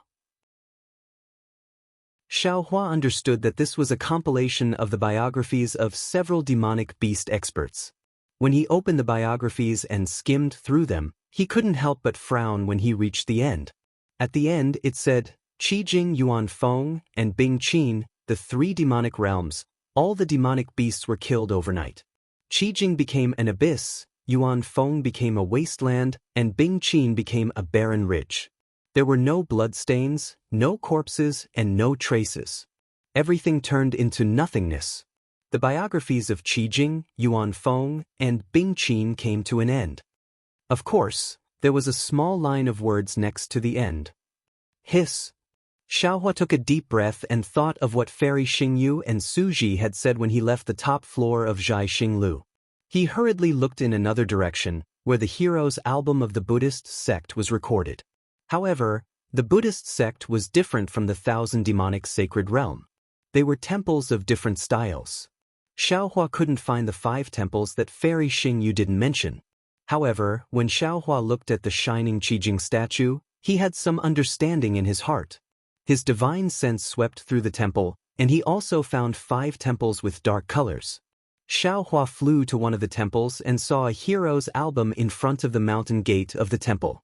On it was written, Aristocratic Family of Qingzhou Temple. Qingzhou Temple is Qingzhou Temple. It's really weird to make it an aristocratic family. Xiaohua didn't know whether to laugh or cry. If the Mahavairakana revered Buddha knew about this, wouldn't he be mad? Oh, there's no need to look at this aristocratic family of Qingzhou Temple. Just looking at Mahavairakana revered Buddha will make him go crazy. Immediately Xiaohua opened this book of aristocratic families to take a look. He saw that on the first page of the Book of Heroes, it was recorded, Qingzhou Temple was built in. It was built in the 73rd year of the calendar by begging alms from the school of law Qingzhou Luohan. The following pages of the Book of Heroes recorded the many good deeds and evil deeds of Qingzhou Temple in full detail. Next to every paragraph there was also a comment of doubt. And at the end, just like what Xiaohua saw earlier, it said, Qingzhou Temple had 1 protector heavenly king, 3 venerable masters, 4,213 Buddha sons, and more than 7,610,000 ordinary people within 100,360 li radius. In one night they all disappeared without a sound of warning, without a single scream, without a single drop of blood left behind, and without a single piece of bone left behind. The Buddhist formations, Buddhist weapons, pagodas, and other things in Qingzhou Temple also disappeared without a trace. The remark on the other side was also suspicious. How strange. Xiaohua's heart tightened when he saw the disappearance of 7 million people. He took a closer look and still couldn't find any clues. He couldn't help but sigh inwardly. Then, Xiaohua looked at the records of the other 4 temples. They were more or less the same as Qingzhou Temple. He couldn't find any clues at all. Xiaohua placed the hero's album he had read in front of the mountain gate. He had a slight understanding in his heart. He pondered and said, I'm thinking too much. There are countless humans and demons in this world. Countless things happen at every moment. Who knows how much karma is involved in these things? If I want to understand all these things and karma, even if I have the exquisite 7 orifices heart, I won't be able to do it. Just like when I went to Bai Qingyu. I first met that great demon on the snowy mountain. If I'm not wrong, that great demon is related to Bai Qingyu's demon king, Bai Qing. I learned from that great demon that Bai Qingyu covets me. Then, I went to the southern sea dragon palace and learned from the dragon kings of the 4 seas that the little white dragon might be suppressed. Then I met Shui Mingzi and the others. Only then did I know Bai Qingyu's exact location and why they wanted to save me, as well as their respective plans. Of course, at the same time, Zhai Xingzi, Xiong Yi, Ying Pe, and the others were also preparing to save me. Bai Qingyu, Gu Zhongshan, and Canopy Ridge were also scheming against me. Everything was happening, and I was only trapped in a corner. I didn't know about the schemes and sacrifices. Only when I went to Bai Qingyu and saw Qingbu's banquet did I understand the whole story. However, the whole story was still a show. Only when Bai Xian made a move did I see the real mastermind behind the scenes. And the mastermind's motive is bitter and pitiful. That's right, Wuxia is right. Everything in the world that is complicated and enigmatic is indeed a beautiful scenery, but this scenery is nothing but nothingness. Only the source and the truth behind the complicated and enigmatic things are eternal beauty. Xiaohua instantly thought of that world-toppling beauty again. That face was truly refined. It was the first time Xiaohua had seen such a face in his life. Unless I can break away from these karma and jump out of the 5 elements, I'll be able to see the truth of the world. Xiaohua instantly had another realization. Cryptic waves flashed around his body. He was delighted and didn't dare to be negligent. He hurriedly sat cross-legged in the Hall of Heroes. That cryptic wave emitted from his body and landed on every book of heroes. Every time it passed by a book of heroes, thousands of inscriptions would fly out from the book of heroes and swarm into the wave. Furthermore, every inscription would turn into a stroke and disappear. Looking at Xiaohua's figure again, it was also swaying like light and shadow as the inscriptions entered. Every time it swayed, his figure would change a little. When the wave enveloped the entire Hall of Heroes, Xiaohua's figure had already turned into a karma hand. Swoosh! The wave immediately reverberated when it touched the stone wall of the Hall of Heroes. The karma hand formed by Xiaohua produced thousands of thin threads and fell into the thousands of sculptures one by one. The strokes that had previously fallen into the wave turned into a trickle and flowed into the karma hand along with the karma threads. In just a few breaths, the reverberating wave collided with the karma hand again. The wave was like a surging wave. Strange scenes of light and shadow flashed in this wave. At the same time, the wave spread out in all directions with the karma hand as the center. It rushed through the restriction of the Hall of Heroes and fell into the entire Zhai Xinglu. On the top floor of Zhai Xinglu, Fairy Xingyu and Su Ji seemed to be talking about something. The water-blue thunder mark between Su Ji's eyebrows suddenly flashed. Su Ji was shocked. Just as he was about to get up, the wave of the karma wave had already wrapped around Su Ji. Su Ji seemed to be imprisoned. Both his figure and expression were frozen in place. It was the same for Fairy Xingyu, who was opposite Su Ji. Her bare ankles flashed with a pure white luster and were slightly raised. The fluorescence from her toenails that were smeared with starlight also froze in midair. If the 2 immortals were controlled by the wave of karma, how could the other humans in Zhai Xinglu be spared?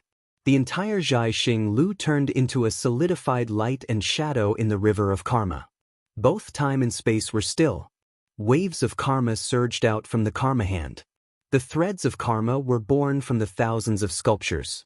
Through the records, they surged to various parts of the Thousand Demons' sacred realm. It was unknown how long it took. Time was not the only and absolute thing in the river of karma. The area affected by the river of karma was also unknown. However, in the stillness of everything, the thunder mark between Su Ji's eyebrows flashed again. Swoosh! A spear-like object flew out of the thunder mark. As soon as it appeared, an extremely obscure wave fell into the river of karma. Kacha! A crack appeared where the ripple was. The stillness of the Thousand Demons' sacred realm in Zhai Xinglu was shattered. At the same time, the seemingly endless river of karma was also cut off. However, it disappeared in an instant. Chapter 4472. It was only then that Su Ji finished speaking. He stood up abruptly and looked at the Hall of Heroes. Fairy Xingyu lowered her raised ankle. She looked at Su Ji in surprise and asked, "What's wrong?" "I don't know." Su Ji's eyes flashed with lightning. He said hesitantly, "I have a strange feeling as if someone is spying on us." Fairy Xingyu used her divine thought to check. After a moment, she shook her head and said, "That's impossible. Is there anyone in this world who can escape the detection of our divine ability? My punishment fairy weapon has been activated." Su Ji suddenly touched the thunder mark that had disappeared with his finger and shouted, "There's definitely something unusual. Otherwise, I would have known when the punishment fairy weapon was activated. Moreover, what on the 3 continents is worth the punishment fairy weapon activating itself?" Su Ji pointed in the direction of the Hall of Heroes and asked, "That place is in that direction?" The fairy Xingyu was puzzled. "Below is the Hall of Heroes. Below that is the Hall of Heroes. Below that is the auction hall." Su Ji's figure swayed. "Quick, the Hall of Heroes, damn it. How could Fairy Xingyu not know what had happened?" She said angrily, "Could it be that the 7-star great saints sneaked into the Hall of Heroes?" The two ignored the restriction of the Hall of Heroes, crossed the space, and landed in the Hall of Heroes. Ripples flashed in a space in the Hall of Heroes. Amidst the lightning and starlight, Fairy Xingyu and Su Ji appeared. When the two of them saw everything in the Hall of Heroes, they were surprised again. Fairy Xingyu shouted, "Xiaohua? Why are you in the Hall of Heroes?" At this time, Xiaohua had just placed the hero book of the last temple in front of the statue's mountain gate and was about to turn around and leave. Hearing Fairy Xingyu's exclamation, Xiaohua was stunned. He turned around and asked curiously, "Seniors, why did you suddenly appear? Is there something important? Are you the only one in the Hall of Heroes?" Su Ji asked hurriedly. Xiaohua nodded and said, "Yes, it's me. Previously, this junior." Xiaohua was about to explain, but Su Ji wasn't interested in listening at all. His gaze swept across the entire Hall of Heroes like lightning, and his figure once again flashed with lightning and disappeared. "It's fine, it's fine." When Fairy Xingyu saw Su Ji heading to the assembly hall, she waved her hand at Xiaohua and said, "Do whatever you want." After saying that, Fairy Xingyu also disappeared. "I'm fine with anything." Xiaohua helplessly scratched his head and thought to himself, "Although there are many Book of Heroes in this Hall of Heroes, it is still limited. The hand of cause and effect that I have comprehended has only been comprehended once in all the Book of Heroes. If you don't mind, then tell this Xiao where the moon embracing palace is." Xiaohua finished thinking. Just as he was about to take a step forward, he was startled again. "Oh, not good. I just realized, did I disturb the 2 immortals? It seemed like a long time had passed. If not 100 years, then at least 1,000 years, right?" Xiaohua hurriedly came out from the Hall of Heroes. Sure enough, Minister Zhu was still standing respectfully in the distance. Xiaohua hurriedly asked, "Minister Zhu, how long have I been inside the Hall of Heroes?" "How long?" Minister Zhu didn't quite understand, but he still answered honestly, "Senior, you have been in the Hall of Heroes for the time it takes to burn an incense stick." "Oh, that's good." Xiaohua felt relieved. Just as he was about to speak, Minister Zhu said again, "Senior, if you have the time, can you?" Without waiting for Minister Zhu to finish speaking, his figure paused. It was obvious that he was listening attentively. After a few breaths, Minister Zhu respectfully saluted somewhere and said, "This subordinate understands." Then, Minister Zhu saluted Xiaohua again and said, "Senior, there are some urgent matters at Zhai Xinglu. This junior can't accompany you. Senior can go to the top floor to rest or walk around as you wish. After this junior is done, I will come to find you." "All right, you can go now." Xiaohua was originally excited to chat with Minister Zhu, but seeing Minister Zhu's unusually respectful manner, he was already a little tired. Seeing that he had something to do, he waved his hand and let him go. "This junior will take his leave." Minister Zhu still saluted very politely and quickly left. Alas, etiquette is naturally necessary. But if you take etiquette too seriously, then it's meaningless. This Xiao originally wanted to have a good chat with you. Why is this Xiao still interested now? Xiaohua looked at Minister Zhu's back and understood in his heart that he had only met Minister Zhu once. He wasn't even as familiar as Princess Baihua. It was normal for him to be respectful to him. What happened at Zhai Xinglu? Xiaohua, the main culprit, didn't have the slightest awareness. He smacked his lips and said, "With 2 immortals here, who dares to be rash? This Xiao had better walk around casually. Perhaps I can find some cheap things?" After walking a few steps, Xiao Hua stopped again and laughed even more involuntarily. Damn it, with this Xiao's realm, where can I go to pick up cheap things? Even if there are cheap things, this Xiao would be embarrassed to reach out with my cultivation. As he spoke, Xiao Hua's body fluctuated, and his Mahayana cultivation realm slowly fell. It only stabilized when it fell to the upper fourth level of origin power. Xiao Hua sized it up and nodded, saying, "This realm is suitable for this Xiao after 200 years. Anyway, even Fairy Xingyu and Su Ji didn't know what happened to Bai Qingyu. Those human cultivators of Zhai Xinglu probably only cared about entering Star Moon Palace and wouldn't know about Bai Qingyu's matter like those tower lords of Zhai Xinglu, right? Otherwise, this Xiao will have to change his appearance." Xiao Hua finished his preparations and raised his head to look in the direction that Zhu Qing had left. There was a flight of stairs there. Xiao Hua walked over and walked down the stairs. There was no movement on the next few floors. Clearly, these were the pavilions that Zhai Xinglu used for their own purposes. Xiao Hua wasn't in a hurry, he just walked down the stairs. After half a cup of tea's time, he saw a faint restriction fluctuation, and a burst of noisy aura came from below the pavilion. Xiao Hua smiled as if he saw a large pile of good-quality spirit grasses appear in front of him. However, just as he turned around the stairs and saw the situation in front of him, Xiao Hua was a little disappointed. This was a huge hall that was thousands of feet wide, and there were many cultivators clustered inside. These cultivators were either Confucian cultivators or Daoist cultivators. There were even some bald monks. In a large corner of the hall, there were actually more than 10 demons sitting together. However, there were no spiritual herbs and the like that Xiao Hua was hoping to see. Looks like these cultivators and the Yao clan should be the candidates to head to the Star Moon Palace. Xiao Hua looked at the cultivators with varying levels of strength and understood. Then, he didn't plan to stop and continued walking down. However, at this moment, a slightly excited voice called out, "Xiao? Senior Xiao?" Xiao Hua was taken aback. He raised his head and looked over, only to see that not far away from him, there were a dozen or so scholars in scholarly attire. These scholars were either holding folding fans in their hands or holding wine cups in their hands. They were talking loudly and giving pointers.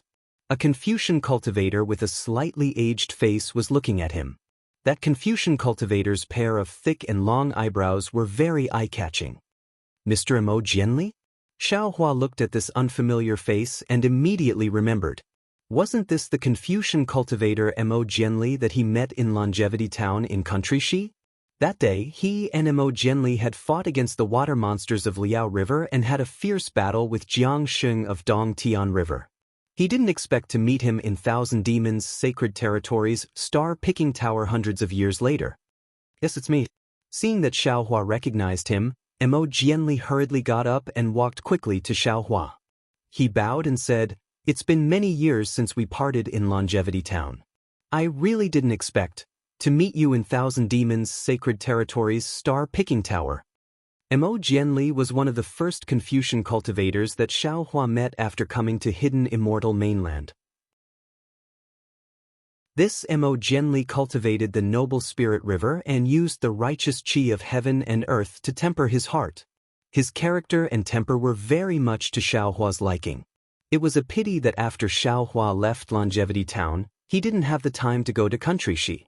Although Mo Jianli had sent Xiao Hua a Jedi message, Xiao Hua didn't have the time to go to Chongyun sect to visit Mo Jianli. Xiao Hua's surprise was the same as Mo Jianli's. He hurriedly helped Mo Jianli up and asked curiously, "Mr. Mo, why are you at Star Picking Tower?" "Oh, I understand. You're also qualified to go to Star Moon Palace. Congratulations." Entering the Star Moon Palace was originally a joyous occasion. Xiao Hua did not even think before he opened his mouth to congratulate Mo Jianli. However, when these words reached Mo Jianli's ears, a layer of red actually appeared on his face, as if he was very ashamed. Seeing this, Xiao Hua was a little confused. Mo Jianli's eyes flickered. He followed Xiao Hua's tone and asked, "Could it be that you're also going to Star Moon Palace?" "Yes, of course I'm going to Star Moon Palace. My purpose is the same as yours." Xiao Hua didn't hide it and said casually, "Mr. Mo, you and I are old friends. We've even experienced life and death together. There's no need to call me senior. Call me Xiaohua or fellow immortal. This isn't too appropriate. At first, Mo Jianli called Xiaohua fellow immortal. However, after Xiaohua's battle with Jiangxing, Mo Jianli felt that Xiaohua's strength surpassed his and that he was a hidden expert. Therefore, when he sent Xiaohua off, he called him senior instead. Now, it had been close to 300 years. Mo Jianli had already cultivated from a scholar who cultivated energy into qi to a scholar who cultivated qi into spirit. He wasn't far from becoming a grandmaster. Among his peers, his cultivation speed was considered fast. However, when he looked at Xiaohua now, he still felt that Xiaohua was stronger than him. How could he call Xiaohua fellow immortal? There's nothing inappropriate. Xiaohua smiled and said, "Why don't I turn around and leave?" "Ah, then we'll do as you say." Mo Jianli had always been carefree.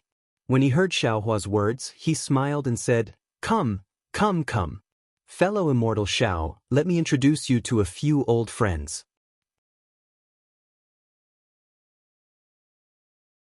Chapter 4473. As he spoke, Mo Jianli's face was filled with excitement. He pulled Xiaohua's sleeve and walked to the group of Confucian scholars where he was before. He shouted in a slightly loud voice, "Fellow immortals, let me introduce you. These are the Daoist friends I made in the immortal town 300 years ago. His name is Xiaohua. He is a cultivator who cares about the people. We fought against the water tribe of Liao River together." I remember now. Brother Mo, this is the Daoist cultivator with boundless strength that you were talking about. A martial cultivator with a slightly burly figure suddenly came to a realization. He hurriedly cupped his hands and bowed. "I'm Pu Qing. Greetings, fellow immortal Xiao." Thank you. Xiaohua returned the greeting. "Greetings, Xiaohua." Then, a few Confucian cultivators near Mo Jianli greeted Xiaohua politely. Although they were not as close as Pu Qing, they were still polite. When it was the turn of a Confucian cultivator with a white face and no beard, Mo Jianli's face froze. He looked a little unnatural. But he only hesitated a little, then said to Xiaohua with a smile, "Fellow immortal Xiao, this is Gongshu Minghu from the Gongshu family. He is less than 2,000 years old, but he is a master of the 5th level. He is a rare master among us." Mo Jianli was not flattering Xiaohua, but it sounded like he was flattering Xiaohua. Xiaohua did not understand why, but he still smiled and was about to say something. At this time, Mo Jianli said to Gongshu Minghu, "Senior Gongshu, this is my good friend, Xiaohua. He is a Daoist cultivator with a good character. His future is limitless. You should get to know each other better." Gongshu Minghu had originally been whispering to a Confucian cultivator beside him, ignoring Mo Jianli's introduction. However, when he heard Mo Jianli's slightly exaggerated introduction, a smile appeared on his face. He had originally wanted to say a few words of encouragement, but when he heard Mo Jianli's last few words, his face changed. He looked at Xiaohua and said coldly, "I don't like Daoist cultivators. There is no need to talk about helping, let alone getting to know each other better. As for good character, it sounds ridiculous. There are many people in the world with 2 legs, but there are not many Daoist cultivators with a heart." Mo Jianli's face turned pale as he gritted his teeth. Gongshu Minghu didn't care about Mo Jianli's expression. He turned his eyes from Xiaohua to Mo Jianli and said seriously, "Mo Yen, you have to remember what happened to the Chongyun sect. Remember why you lost your home. Your Chongyun sect was doing well in the country of Shi. Why was it destroyed? Why were you expelled from the Chongyun sect? Wasn't it because of the Buddhist sect and the Daoist sect? You are already a literary master. Why don't you learn from your mistakes?" From Xiaohua's point of view, this Gongshu Minghu definitely deserved to be taught a lesson. But from Mo Jianli's point of view, although Gongshu Minghu did not give him any face, he was still a Confucian senior after all. These words might sound unpleasant, but they were still the teachings of a senior. Mo Jianli gritted his teeth and finally lowered his head. "Yes, Senior Gongshu is right. Junior should have learned his lesson from being expelled from the sect, and from the tragedy of Chongyun sect's destruction." "That's great. Gong Shu Minghu nodded. He glanced at Xiao Hua and said, "Then in the future, don't hang out with these cultivators who don't know your background. They will ruin your reputation and bring shame to us Confucian cultivators." Xiao Hua didn't care about Gong Shu Minghu's words. In his eyes, Gong Shu Minghu was even less than an ant. He just frowned and looked at Mo Jianli, thinking about what Gong Shu Minghu just said. Then, Mo Jianli slightly raised his head, looked at Gong Shu Minghu and said word by word, "Senior cares about Junior, Junior naturally has to thank Senior. However, Junior has the right to make friends with whoever he wants. Even if Junior's reputation is ruined, it is Junior's own business. Nobody can interfere. Besides, Junior doesn't think it is shameful to make friends with a Daoist cultivator who put his own life on the line and fought with the Water Tribe just to save the ordinary people of the Longevity Town. Junior also doesn't think Junior's actions will bring shame to Confucian cultivators. Junior is just a poor cultivator. I am far from Senior's arrogant identity and prominent position. Junior's actions can't be so good. Humph, the child can't be taught." Gong Shu Minghu saw Mo Jianli ridiculing him. He sneered, flicked his sleeve and scolded, "Rotten wood can't be carved." With Gong Shu Minghu's assertion, the few Confucian cultivators who were close to Mo Jianli before couldn't help but move away. Although Gong Shu Minghu didn't leave, the dozen or so Confucian cultivators had already excluded Mo Jianli. Mo Jianli looked at the dozen or so Confucian cultivators who he hadn't introduced yet and sighed in his heart. "Fellow Immortal Mo?" Xiao Hua's voice was light again. "Why were you expelled from the sect? How did Chongyun's sect get destroyed? What's the state of she now?" "Alas." Mo Jianli sighed.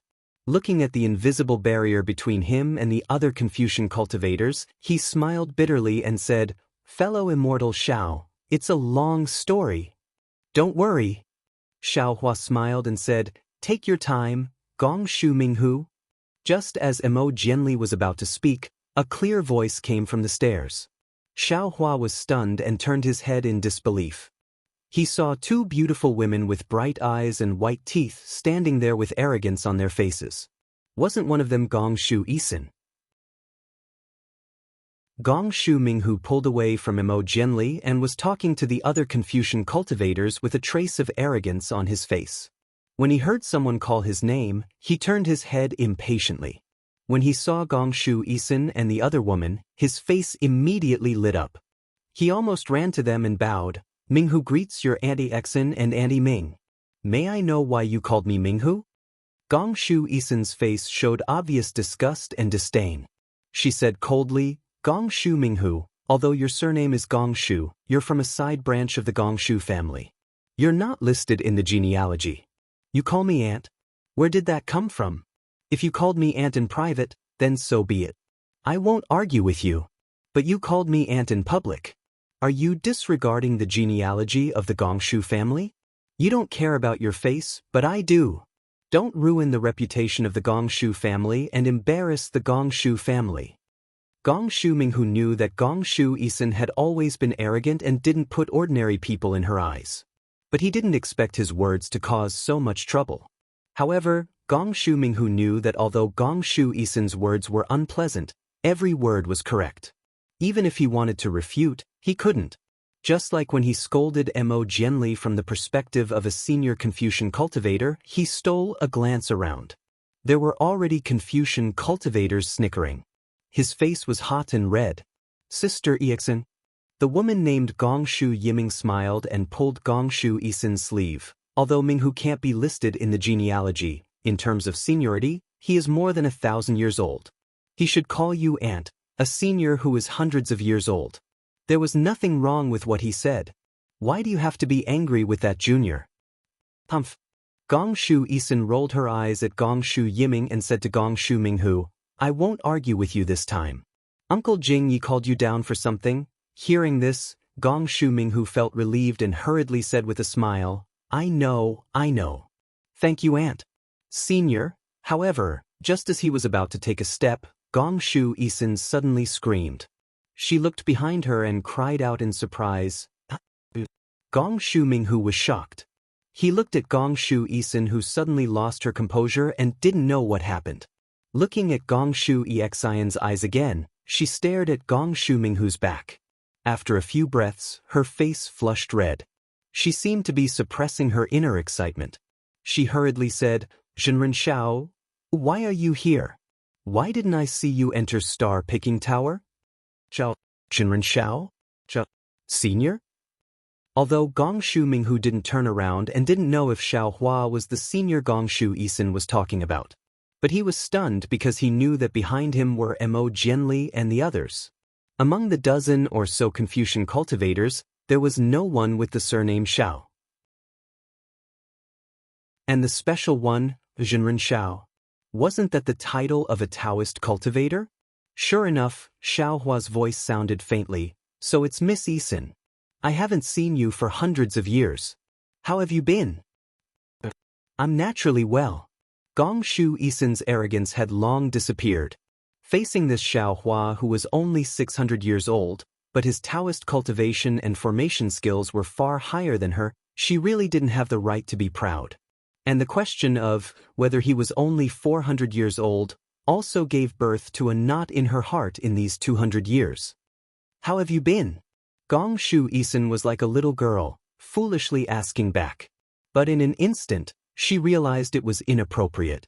While blushing, she hurriedly turned around and grabbed Gongshu Yisin, cheerfully saying, "Sister Yisin, this is my Chang." When she said the word, Chang, Gongshu Yisin's voice instantly lowered a lot. "This is the formation master I told you about, a Taoist expert. If it wasn't for him, I wouldn't have been able to step into the upper 5th level in 200 years. Oh, sister, don't look down on him because he's only at the upper 4th level. He's the best at deceiving people." That year, Sister Gusu was at the middle 5th level, but she admitted that she wasn't his match. "Oh, right, I forgot again. He's also a lightning cultivator expert. You can compare notes with him on the 5 Qi Righteous Thunder."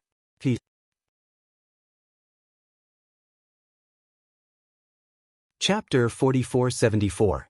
Gongshu Yisin, who was a little shy at first, was in high spirits at the end.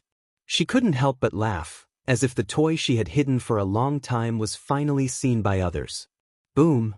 Gongshu Minghu's head seemed to be hit by a hammer. His face was pale, and he didn't know what to say or do. Junior Gongshu Yiming greets Daoist Xiao. Seeing Gongshu Yisin praise Xiao Hua so much, although Gongshu Yiming was puzzled, he didn't dare to neglect and respectfully saluted. "Get up." Xiao Hua lightly waved his hand and said, "Xiao Hua and Yisin are old friends, you don't need to be polite." "Many thanks, Daoist Xiao." Gongshu Yiming saw Xiao Hua's bearing, and his suspicions were mostly gone. The atmosphere in the hall was a little strange. After all, many people saw Gongshu Minghu humiliate Mo Jianli, and at this time, these 2 girls from the Gongshu family, who were called aunts by Gongshu Minghu, actually called Xiao Hua Senior, this really stepped on Gongshu Minghu's face to the ground. "Daoist Xiao." Suddenly, Gongshu Yiming seemed to think of something and respectfully said, "My Gongshu family's granduncle Jingyi is downstairs, would Daoist like to see him?" This. Xiao Hua hesitated and replied, "Xiao Hua and the Gongshu family aren't familiar with the others, it's not appropriate." Don't worry, don't worry." Hearing Xiao Hua say he wasn't familiar with the others, Gongshu Yisin hurriedly called out, "Daoist Xiao, my family's granduncle Jingyi is also proficient in some Daoist techniques. He's already a 7th level Daoist master, only 1 step away from becoming a sage of literature.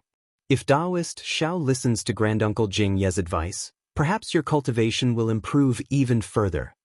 Xiao Hua looked around at the expressions of the Confucian cultivators.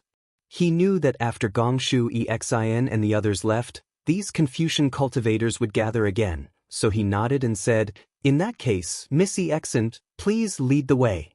"Could Daoist Xiao please?" Gongshu Yisin and Gongshu Yiming looked at each other, eyes filled with joy, and quickly walked up the stairs. Xiao Hua turned to look at Mo Jianli and smiled, "Daoist Mo, come with me, I have something to ask you." "This good."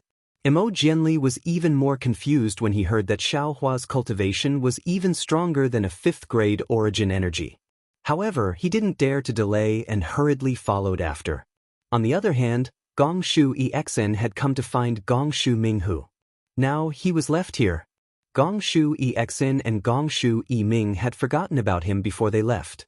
Gongshu Minghu hesitated for a moment. Although he looked embarrassed, he still hurriedly followed Mo Jianli out of the hall. Gongshu Jingye was already waiting for him downstairs. He did not dare to be negligent. Several people had just disappeared when the entire hall was once again filled with discussions. Although he didn't know what they were talking about before, their only topic now was probably Xiaohua, Daoist Xiao. Xiaohua followed Gongshu Exin and Gongshu Ming to the stairs. Gongshu Exin and Gongshu Ming walked in front, whispering something. Occasionally, they would sneak a glance at Xiaohua, then purse their lips and chuckled, looking very excited. Xiaohua looked on helplessly. He was embarrassed to eavesdrop. However, he and Gongshu Exin had only talked about Song Langzi's cave residence. Presumably, the two were talking about the thrill at that time. Xiaohua nodded politely to the two, and also whispered to Mo Jianli about the state of Xi. As for Gongshu Minghu, he followed behind the four from afar, like a tail. The Gongshu family's floor was not close to here. There was no flying restriction in Star Picking Tower. However, in order to show respect, everyone did not fly unless there was an urgent matter. Gongshu Exin and the others walked down the stairs. After about the time it took to brew a cup of tea, they passed several floors of pavilions and walked out of the stairs. Along the way, there were many family disciples going up and down the stairs. Many people greeted Gongshu Exin. Clearly, Gongshu Exin's reputation was very well known among the family. Many family disciples almost ignored Xiaohua and Mo Jianli. Xiaohua naturally did not have time to look at their faces. He frowned as he listened to Mo Jianli's story. At this time, he also understood the reason. After Mo Jianli, Qiu Jian, Li Mo Ming and Ji Dong returned from the disaster relief in Xi, because of their contributions, they were rewarded. Mo Jianli was rewarded with a higher-level cultivation method. However, this reward was not fully implemented. Because there was no fruit of Guanyin Bodhisattva in Longevity Town, the entire Xi became the focus of Yu Province, and even the 9 provinces of the hidden Immortal continent. Not only was Xiaohua's battle with Jiang Xing not mentioned, even Mo Jianli and the others' rescue of the people in the town of Longevity was also erased. There were even Confucian cultivators who blamed Chongyun sect for the lack of Guanyin Bodhisattva in the town of Longevity on the unfavorable inspection of the development of the Buddhism sect. They did not fulfill the responsibility of a Confucian sect, especially when the town of Longevity was slowly becoming the #1 town of the Buddhism sect in the Zhongxian continent. The Confucian cultivators made things difficult for the Chongyun sect. They demanded that the Chongyun sect be responsible for this matter and proposed countermeasures. Under such circumstances, the Chongyun sect could only push out Zhu Junfeng, Mr. Taiyan and the others from the Longevity Academy, as well as Mo Jianli, Qiu Jian, Li Mo Ming and Ji Dong. After all, Zhu Junfeng was in charge of the Longevity Academy, and Mo Jianli and the others had been to the Longevity Town and had personally experienced that milestone. Punishment was necessary, and so was punishment. Everything had to be explained to the Confucian cultivators of Yu Province. Zhu Junfeng and Mr. Taiyan's punishment did not need to be discussed in detail. As the leader of Qiu Jian and the others, Mo Jianli did not want the other 3 to bear the blame, so he took all the blame. Fortunately, although Shangguan Feiyu, as the head of Chongyun sect, could not resist the pressure of Yu Province's Confucian cultivators, he was lenient in dealing with Mo Jianli. He did not make things too difficult for Mo Jianli and only expelled him from Chongyun sect. After Mo Jianli left Chongyun sect, he did not change his name and join other sections. He only became a professor in some unknown colleges. It could be considered a blessing in disguise. Mo Jianli, who had thrown away glory and trifles, returned to tranquility. He, who was engrossed in reading, found the opportunity to break through the noble spirit river. His cultivation also flowed like the river, and he reached the level of a scholar. However, after reaching the level of a scholar, Mo Jianli needed a more profound Confucian cultivation technique. Although the noble spirit river was the most widespread technique left in the hidden immortal land, after reaching the level of a scholar, It belonged to the secrets of various sections. It was very difficult for cultivators without a sect to obtain it. Mo Jianli could only go to Zhai Xinglu to find a suitable technique. Later, due to a coincidence, Mo Jianli passed the test of Zhai Xinglu and was listed as one of the candidates to enter Xingyue Palace.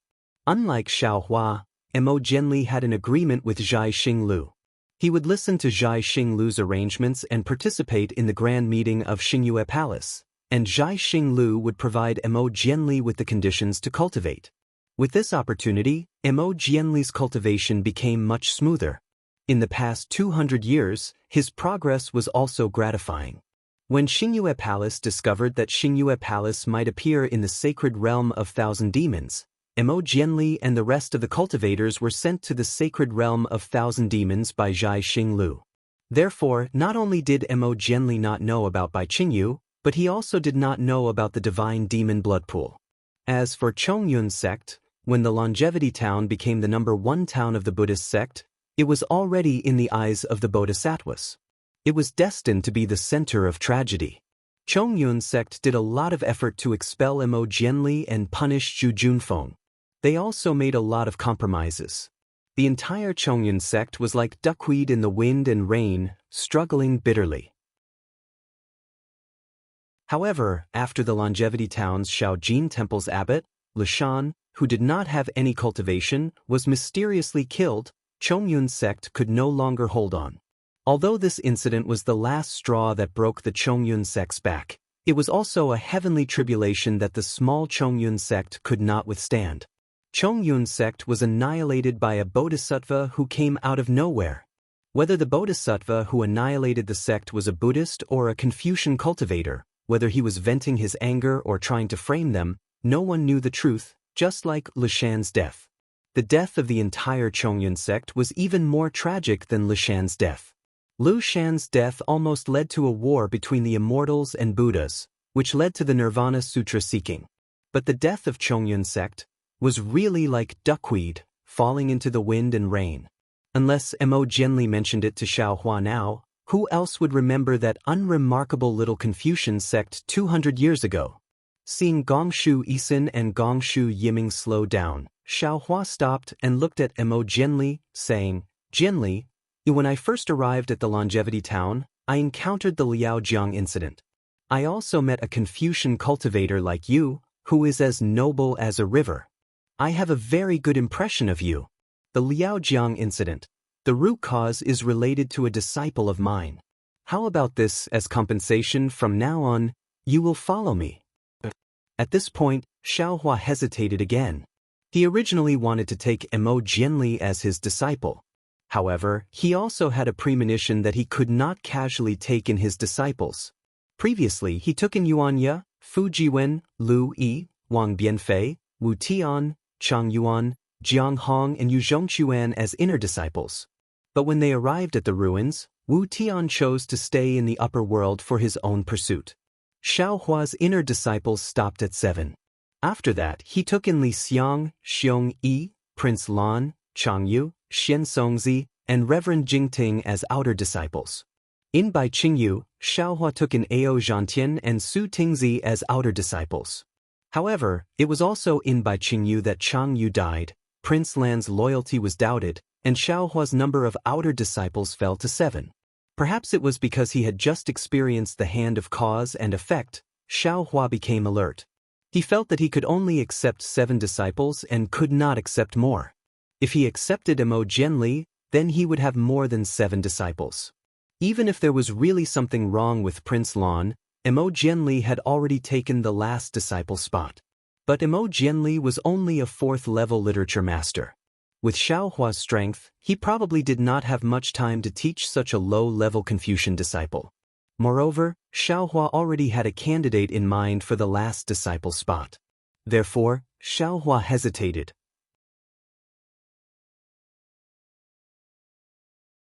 Chapter 4475. Junior appreciates senior's kind intentions. Mo Jianli smiled. Junior is a Confucian cultivator, it would be inconvenient for me to follow senior. Moreover, Junior is a disciple of the Chongyun sect, which is related to the Longevity Town's conflict. It would also bring trouble to Senior. Ha! Xiaohua laughed and said, if you didn't say this, this Xiao would have hesitated. But since you have spoken your mind, how could this Xiao disappoint you? This Xiao may not have the time to teach you a Confucian cultivation technique, but this Xiao remembers that you should cultivate a Confucian sword technique. This Xiao has a disciple who is good at sword techniques. This Xiao thinks that he should take you as a disciple of the Fortune Gate. Fortune Gate? Mo Jianli was stunned. He couldn't believe his ears and shouted, when did Senior enter a Confucian sect? This junior doesn't seem to have heard of a Confucian sect called the Fortune Gate. While the two were talking, Gong Shu Minghu had already walked behind them. Xiaohua looked at Gong Shu Minghu and walked towards the pavilion. He said, this matter is settled. When we come out of the Bright Moon Palace, this Xiao will take you to see him. Senior. Mo Jianli hurriedly chased after him, wanting to say something. Unfortunately, Xiaohua smiled and said, you don't have to say anything. If you see this Xiao's disciple and feel that it's not suitable, then it's fine. It's not too late to refuse. Xiaohua didn't think that Mo Jianli would refuse Yu Zhongquan and Chang Yuan, who were already at the 7th level. Oh, but... Facing Xiaohua's arbitrary decision, Mo Jianli was helpless. He nodded slightly and followed behind Xiaohua. However, his thoughts were different from Xiaohua's. He didn't believe that Xiaohua's disciple would have any outstanding cultivation. Of course, he didn't complain about why Xiaohua didn't take him as a disciple. Mo Jianli was a grateful person. After being expelled and homeless, he felt that Xiaohua's kindness was a kind of enjoyment. Turning the corner, they came across a small hall. Gong Shu Yisin and Gong Shu Yiming walked to the entrance of the hall and looked back. When they saw Xiaohua and Mo Jianli coming over, they smiled at each other and quickly walked in. When Xiaohua entered the palace, he saw a tall young Confucian cultivator who looked similar to Gong Shu Yisin. The Confucian cultivator had a smile on his face as he looked at Xiaohua. Next to him, Gong Shu Yisin was holding his arm and acting like a spoiled little girl. On the two sides of this Confucian cultivator, there were a few men and women who were around the 5th or 6th grade of origin energy. These men and women all had imposing appearances and were intelligent on the inside, like dragons and phoenixes among men. Needless to say, this person was the Gong Shu Jingyi that Gong Shu Yisin had mentioned, the 7th level elemental energy grandmaster. Looking at Gong Shu Jingyi sitting steadily on the chair, waiting for him to pay his respects, Xiaohua smiled bitterly. He had really lifted a stone to smash his own foot. He originally disliked Zhu Qing's respect for him and wanted to find a more approachable feeling. He didn't expect that as soon as he met Mo Jianli, he would be humiliated by Gong Shu Minghu. Gong Shu Yisin came over to smooth things over for him, and then he had to follow her to pay his respects to a 7th level elemental energy grandmaster. Gong Shu Yisin had good intentions. After all, the guidance or care of a high-level elemental energy grandmaster was a kind of opportunity. Gong Shu Yisin would disdain to introduce ordinary cultivators. However, Gong Shu Yisin had met Xiaohua. How could a human Daoist Grand Ascension Stage cultivator meet a Confucian grandmaster with the power of a junior? Etiquette, etiquette. Xiaohua sighed. The etiquette of Confucian cultivators is a bit pedantic, but in essence, it is a kind of order. As the Immortal Realm's executioner, Su Ji upholds it. I was a bit rash today. Thinking of this, Xiaohua slightly straightened his body, about to reveal his cultivation level. However, at this moment, a slightly excited voice came from behind him. Yi Ming, you also came to the Thousand Demons Sacred Realm? I just came to Star Picking Tower and heard that the Gongshu family was also here. I was thinking that since you are a junior of the Gongshu family, how could you not be on this trip to the Star Moon Palace? Look, this is the thunder amplification wood that I found for you. It will definitely be useful for you to cultivate the 5 Qi righteous thunder. Ha! Xiaohua did not need to turn around, nor did he need to look back, nor did he need to use his divine perception to check. Just this voice alone was enough for Xiaohua to laugh. He could clearly tell that this was Duanmu Qing, who had formed a grudge with him in Star Picking Tower in the Bronze Pillar Nation. That night, Xiaohua had taught Duanmu Qing and Duanmu Qiu a lesson.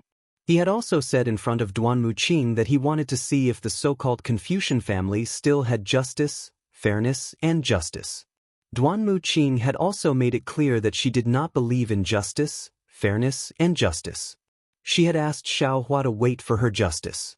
After that, when Xiaohua had almost forgotten, he had finally waited for the Duanmu family's justice. That was the pursuit of Duanmu Liangxing in Songlangzi's cave. Duanmu Liangxing could be considered a hot-blooded man, but he was after all a disciple of the Duanmu family. Although he admired Xiaohua, he had no choice but to kill him. Fortunately, although Xiaohua's strength at that time was slightly inferior to Duanmu Liangxing, it was not a problem for him to escape. Therefore, he was able to escape from the Duanmu family's justice. Duanmu Liangxing had also obtained an opportunity in Songlangzi's cave and did not find trouble with Xiaohua again. What Xiaohua did not expect was that when he had just returned to the 3 continents from the primitive continent and had not even taken a step into the hidden immortal continent, all the karma from before had actually appeared here. Not only did he see Mo Jianli and Gongshu Exin, but he also saw Duan Muqing, whom he had almost forgotten. Suddenly, Xiaohua had a bad premonition. Damn it can't be. Could it be that Su Ji's divination skills are so miraculous? This Star Moon Palace is indeed the last time I leave. When the 2 of them return to the immortal realm, they will also have the opportunity to choose. Otherwise, with so many old grudges, how could they all appear here? Of course, this thought was just a flash. He had some understanding that it was not his old grudges, but the opportunity of the Star Moon Palace. Because of the appearance of the Star Moon Palace, all the families in the hidden immortal continent would send disciples who needed opportunities to come to the Star Moon Palace. Not only the disciples of the families who had grudges with him, but also the disciples of the families who had grudges with him would all have the opportunity to come to the Star Moon Palace. They would also, at the appropriate time, resolve the grudges between them. While Xiaohua was thinking, Duan Muqing had already said something excitedly. She walked past Xiaohua and arrived in front of Gongshu Jingyi. She bowed and said, "Great-grand-uncle, Junior Duan Muqing from the Duanmu family pays respect to great-grand-uncle." Gongshu Jingyi was waiting for Xiaohua to greet him, but Duan Muqing's sudden appearance stole Xiaohua's limelight. Gongshu Jingyi could not stand in front of the Duanmu family. He retracted his gaze from Xiaohua and raised his hand. "Get up, this is Star-Picking Tower. No need to be too polite." Gongshu Exen was not willing to give Duan Muqing a good face. She snorted and said, "You're just a branch of the Duanmu family, and you dare to call yourself a disciple of the family? Aren't you afraid that the Duanmu family's ancestor will scold you?" Duan Muqing did not dare to say anything in front of Gongshu Exen. Gongshu Jingye's lips curled. He knew clearly about Gongshu Exion's arrogance. He also knew that her scolding of Duan Muqing was reasonable. However, he could only scold her. Duan Muqing is also a disciple of the family.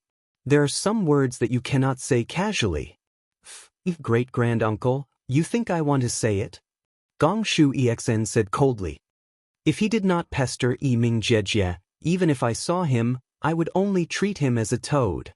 He did not go back to look for a mirror.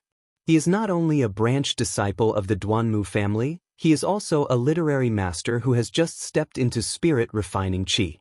How can he be worthy of Ming Jie?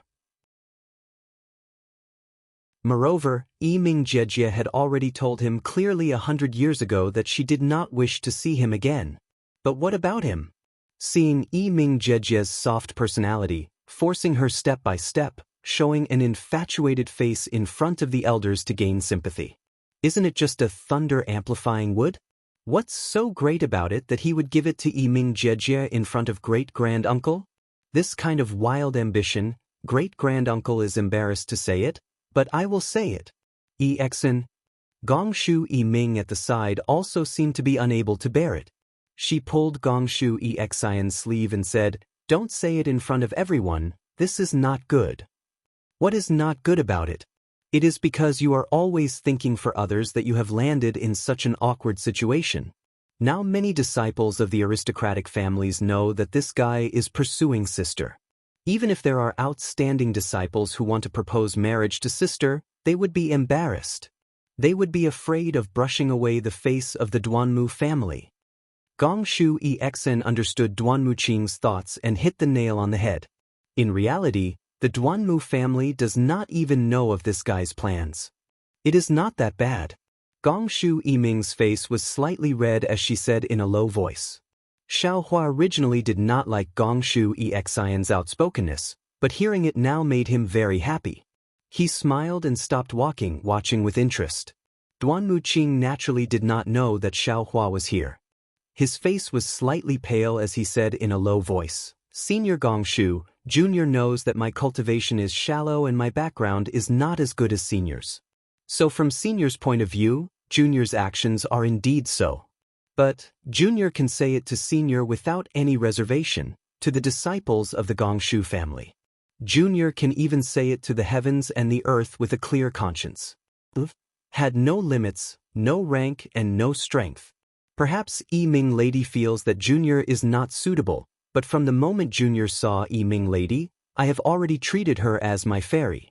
Junior does not dare to think too much because I am afraid that if I think too much, it will make that impression dim. Junior can only think faintly when the lanterns are lit, and hope that the night will make this longing last a little longer. Junior also knows that Junior is not worthy of Miss Yiming, but Junior is willing to be one of Miss Yiming's many admirers.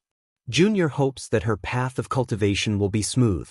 Junior is willing to give up everything for her.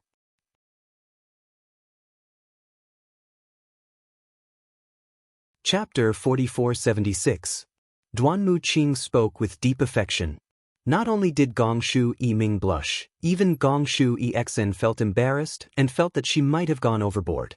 Duanmu Qing continued, Junior heard that Miss Yiming's 5 Qi Thunder had reached a bottleneck and was unable to break through, so I have been thinking of a way for her.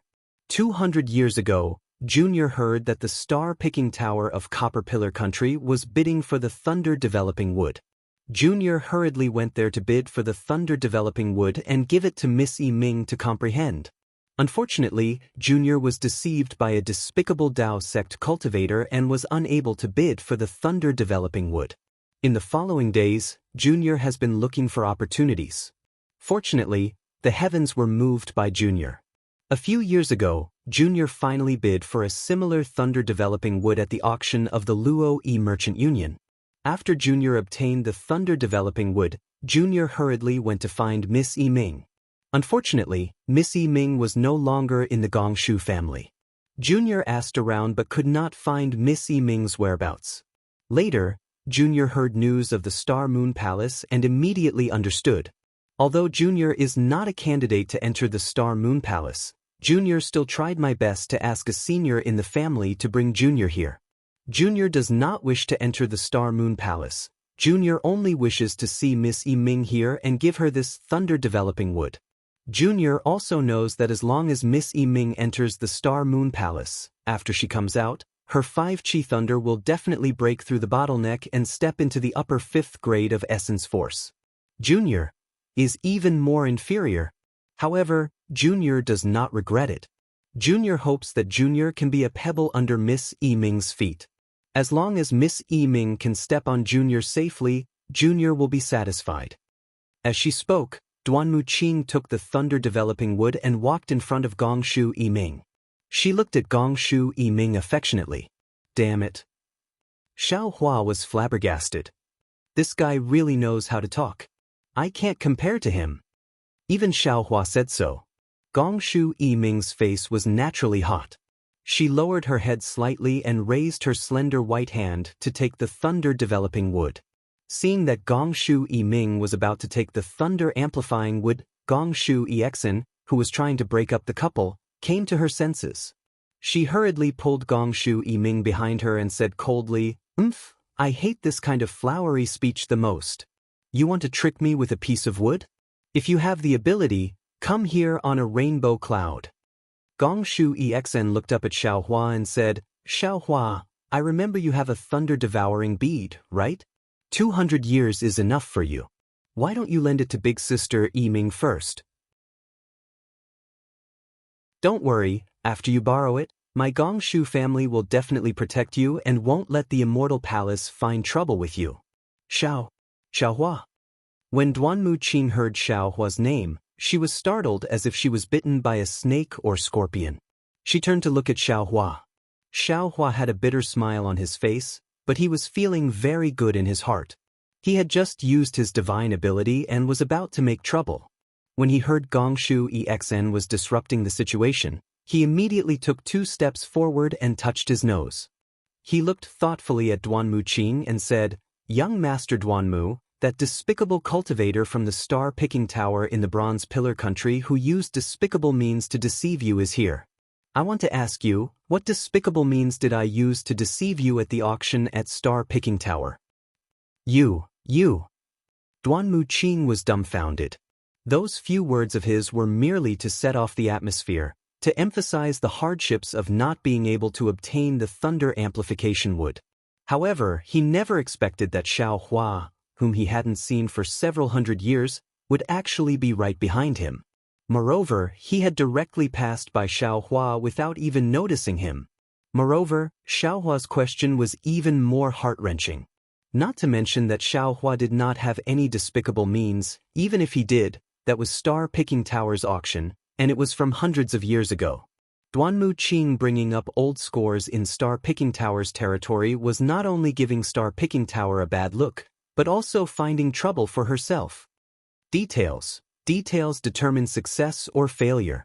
The remorseful Duanmu Qing really wanted to grab the extra words out of everyone's ears and swallow them herself. Haha. When Gongshu Xian heard this, a look of surprise appeared on her face. She hurriedly said, "What? You were the one who bid for the thunder developing wood? How could you have won against young Master Duanmu from the Duanmu family? Quickly tell us, how despicable were you at that time?" Seeing that Gongshu Xian did not mind blowing things up, Xiaohua was also happy to add insult to injury. He nodded and said, "Even if Lady Gongshu did not say this, I would still say it. Not to mention my innocence, even Star-Picking Tower's justice will be tarnished." Hearing Xiaohua mention justice, Duanmu Qing's face turned pale. Xiaohua did not add any details and narrated everything from the time he met Duanmu Qiu to the time he said, "Fairness, justice and justice," to Duanmu Qing. Indeed, without waiting for him to say much, when the group of Gongshu family disciples heard that Duanmu Qing sat on the dragon horse carriage and headed towards Star-Picking Tower, their faces were filled with disdain. The aristocratic family's carriages all had their own standards and were not for any aristocratic family disciples to sit on. Gongshu Exn could sit on it, Gongshu Ming could sit on it, Murong Tsong could also sit on it, but Duanmu Qing, a side family disciple, could not sit on it, because she could not represent the Duanmu family. Xiaohua naturally did not know about this rule, but the Gongshu family disciples knew it clearly. Without mentioning anything else, how could Gongshu Ming accept her flamboyant personality? Oh, that's right. After explaining the matter at Star-Picking Tower, Xiaohua slapped his forehead. Looking at Gongshu Exn, he seemed to have thought of something and said, "I almost forgot, Duanmu Gongzi is a person who keeps his promises. That was what I said that day. Duanmu Qing, I will remember your words. But I will give you a word of advice. Don't think that no one knows what is right and wrong here. Even the aristocratic families of Confucian cultivators cannot stop the mouths of the people. A Duanmu family carriage driver is now Jin Gui. You can only let him bully others, but others cannot retaliate? I will wait for your Duanmu family's condemnation. I want to see if the aristocratic families of Confucian cultivators still have justice, justice and justice." And at that time, Duanmu Gongzi's reply was, "Justice, justice and justice? Let's go, let this Daoist wait for his justice." Xiaohua looked at Duanmu Qing and smiled. "Duanmu Gongzi, did I say anything wrong?" Duanmu Qing bit her lips and did not reply. "And the result? Say it. Gongshu Exn was interested and urged, "What happened after that?" "After that. Lady Gongshu, do you still remember the 5th grade middle-tier Confucian cultivator who suddenly appeared in the Cloud Mountain maze?" Xiaohua asked. Gongshu Exan actually did not have any impression of Duanmu Liangsheng. But at this time, she did not know how to reply. She nodded like a chicken pecking rice. Yes, yes, that extremely powerful Confucian cultivator. And he is the justice that the Duanmu family gave me. Xiao Hua said with a smile. Duanmu Liangsheng? Order of death? Gongshu Jingyi, who was at the side, was watching the younger generation quarrel like a play. However, when he heard this, he suddenly understood. He frowned and said a few words in a low voice. He looked at Duanmu Qing and didn't say anything. However, the disciples of the Gongshu clan who were present all despised her. Everyone knew what Duanmu Qing had done after the order of death. In front of such sinister thoughts, the sweet words that Duanmu Qing had said earlier had become a honey sword. Xiao Hua smiled. The Duanmu family's order of death is the justice that Duanmu Gongzi gave me. If not for my good luck, I am afraid that I would not have the chance to talk about Duanmu Gongzi's heroic deeds in front of everyone. Sigh. Duanmu Qing sighed slightly. She looked at the crowd and her gaze landed on Gongshu Yiming's face. She said, "Things are not as simple as Immortal Xiao said. However, I do not wish to explain anything at this moment. Because the same thing can be said by different people, it will have different effects. I admit that I do not have a glib tongue like Immortal Xiao. Everything will be revealed in the future. However, Miss Yiming, even though I may have done something wrong, your cultivation cannot be delayed. This thunder-amplifying wood is very important to you. It is innocent, you must accept it. What is the use of a mere thunder-amplifying wood? It is just a chicken rib. Only those who do not understand the lightning cultivation arts would treat it as a treasure." Xiao Hua took 2 steps forward and disdainfully glanced at the jade box in Duanmu Qing's hands. Inside the jade box, there was a lone thunder-amplifying wood that was sealed within. Xiao Hua said coldly, "Duanmu Qing, do you think that you can let Miss Yiming's 5-qi legitimate thunder break through the bottleneck with a piece of wood that has been struck by lightning? If that is the case, there are probably a bunch of lightning cultivators in this world, right?" Duanmu Qing tried her best to maintain a cultured and refined image in front of Gongshu Yiming. Even when Xiao Hua exposed her earlier, she did not get angry. She understood that Xiao Hua was just a Dao cultivator. Even if she was from a side branch of the Duanmu clan, she was still a disciple of the clan. Her words were far more important than Xiao Hua's words. There was no need for her to confront Xiao Hua here. She could just wait for an opportunity to make up for it. But now, Xiao Hua had once again belittled the thunder amplification wood that he had painstakingly found as worthless. He looked at Xiao Hua and said coldly, "This one does not have the qualifications to know if this thunder amplification wood is useful for Miss Yiming's cultivation. However, this thunder amplification wood was something that Miss Yiming occasionally mentioned on that day, so this one remembered it in my heart. This one also admits that this one really does not know how useful this item is for Miss Yiming to break through her bottleneck. However, I know that as long as I work hard, Miss Yiming will definitely benefit from this thunder-amplifying wood.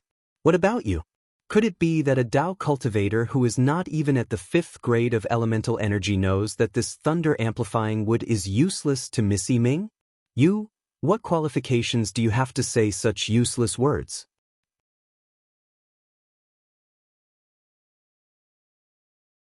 Chapter 4477.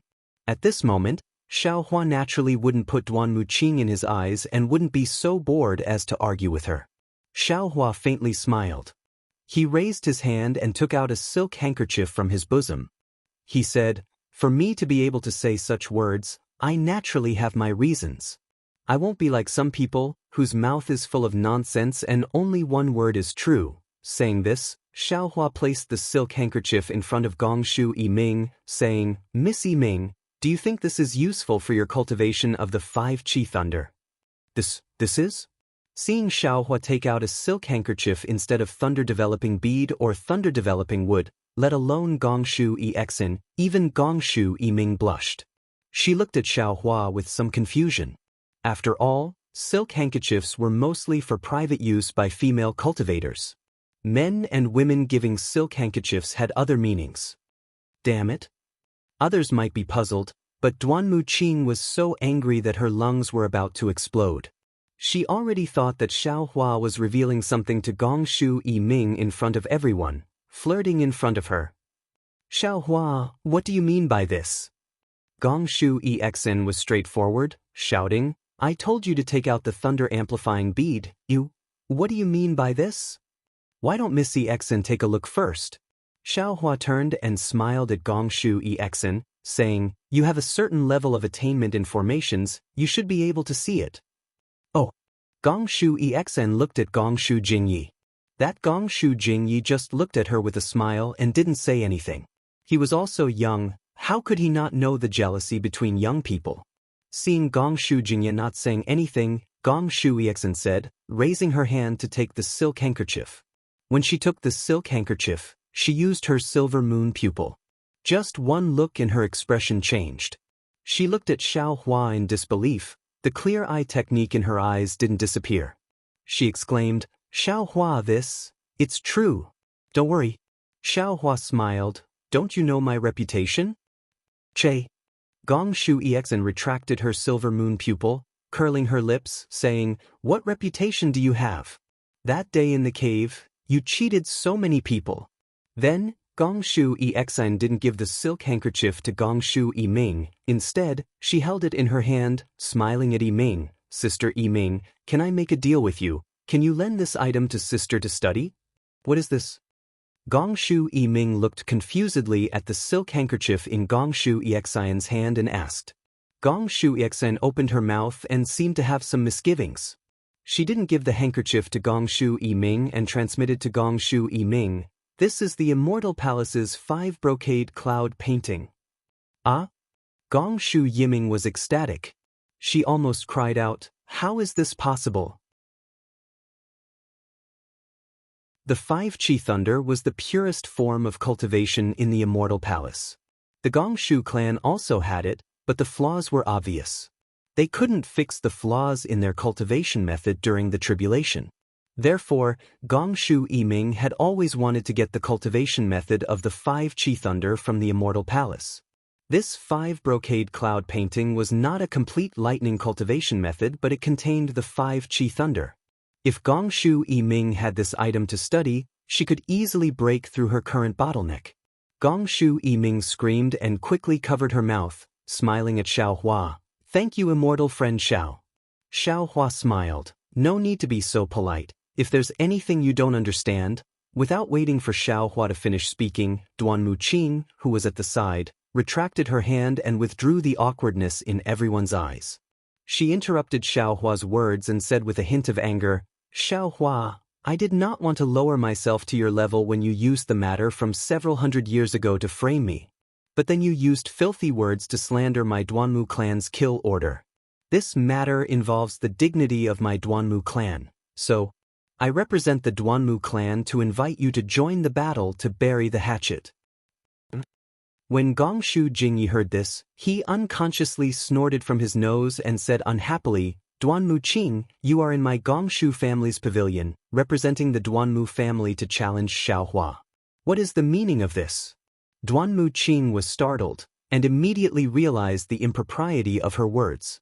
She hurriedly smiled and said, Great-granduncle, it is all Junior's fault. Junior was really disheartened by this Dao sect cultivator. My words were wrong. Junior apologizes to great-granduncle, and apologizes to the elders of the Gongshu clan.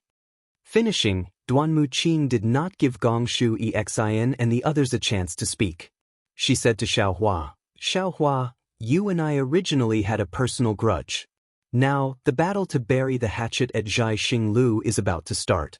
You may not be a disciple of a great clan, but you are in Zhai Xinglu now. You can still join the battle. How about it?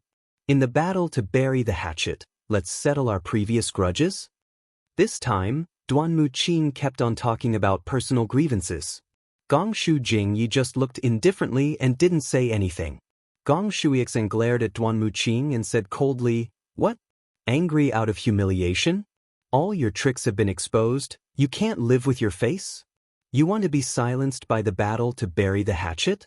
One look and you can tell he is a bluff. You can't beat Xiao Hua.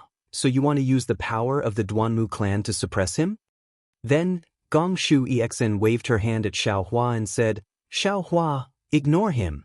You are not a disciple of a great clan. Why are you participating in the battle to bury the hatchet? Senior Exen. Duanmu Qing looked at Gongshu Exen and said seriously, Xiaohua may not be a disciple of a great clan, but he is in Zhai Xinglu, and this is before the opening of the Star Moon Palace. He also has a grudge with Junior. This meets the conditions for the battle? Of course, if Xiaohua does not wish to participate, Junior will not force him. He only needs to apologize to Junior in front of everyone during the battle to bury the hatchet. Junior may consider forgiving him, and can also consider asking the sect to take back the kill warrant. At this point, Duanmu Qing glanced at Xiaohua and said, Besides, if a man of indomitable spirit does not even dare to accept such a small challenge, what right does he have to call himself a man? What right does he have to cultivate the powerful lightning energy? Xiaohua laughed involuntarily when he heard Duanmu Qing's provocation. He really did not know how to answer. How could he, a human Mahayana realm cultivator, be so calculative with this guy? Even if he only revealed the strength of a peak 4th grade Yuan Qi, it was not possible to bet with him, right? Seeing that Xiaohua did not speak, Duanmu Qing naturally thought that Xiaohua was timid.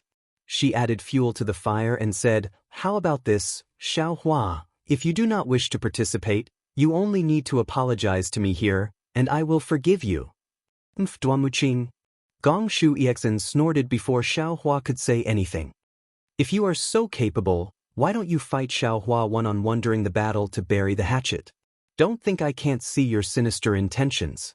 You just want to borrow the Duanmu clan's blade to kill Xiaohua. Oh. Xiaohua asked curiously. Exen, could it be that during the battle to bury the hatchet, it doesn't have to be two disciples who have personal grudges? Of course. Gongshu Exen was a little angry. Since the various clans are participating, we have to consider their reputation. It doesn't have to be disciples with personal grudges. Don't be fooled. He can't beat you, so he wants someone else to do it? Xiaohua. Duanmu Qing did not care that Gongshu Exen had exposed her thoughts. She smiled and said, If I were you, I would definitely go up and give it a try. After all, my Duanmu clan's kill order is still in effect. Any Duanmu clan disciple can kill you, and they can even return to the sect to receive a reward. If you are lucky enough to win, the kill order will no longer exist, and you can cultivate in peace in the future. Fine. Xiaohua looked at Duanmu Qing, who was acting like a clown, and sneered in his heart. Since Xiaohua didn't have to do it himself, he could just find a Fortune Gate disciple from the Shenhua mainland. Hence, Xiaohua nodded and said, This Xiao agrees to fight with you. Good. Duanmu Qing's eyes flashed with a cunning look. She smiled and said, Looks like you are a man. Come, let's make an oath. Duanmu Qing raised her right hand and looked at Xiaohua. Xiaohua waved his hand slightly, as if he was shooing away a fly. He said, No need. You are not worthy. Damn it. Duanmu Qing could not help cursing in a low voice. So you are so cunning. If we don't make an oath, who knows if you will participate? Perhaps, you've been planning to slip away for a long time? Duanmu Qing was a little confused, just like Ao Qian from the Southern Sea Dragon Palace. However, one was for power, the other was for love. Oh, or it could be said that behind love, there was also the pursuit of power. Duanmu Qing pressed on, trying to force Xiaohua into a dead end. However, when Xiaohua fell into a dead end, he also fell into a dead end in Gongshu Yiming's heart. His various schemes aroused Gongshu Yiming's suspicion of his past actions. Since that is the case, Xiaohua muttered, turned to look at Emo Jianli and said, Jianli, help me make an oath. I have a new idea. I will change your master. Emo Jianli was stunned. He did not understand what Xiaohua meant. However, Emo Jianli was a straightforward man. Since he felt that Xiaohua's temper was good, he did not care about Xiaohua's cultivation level. He raised his hand and said, Okay, young Master Duanmu, please. You do. Seeing that Xiaohua not only refused to strike his palm to make an oath, but also let a mere scholar disciple take action on his behalf. He was so angry that his face had already turned green. This was really a kind of naked humiliation. You're really going too far. Good. Since you dare to make an oath with me, then remember the fight.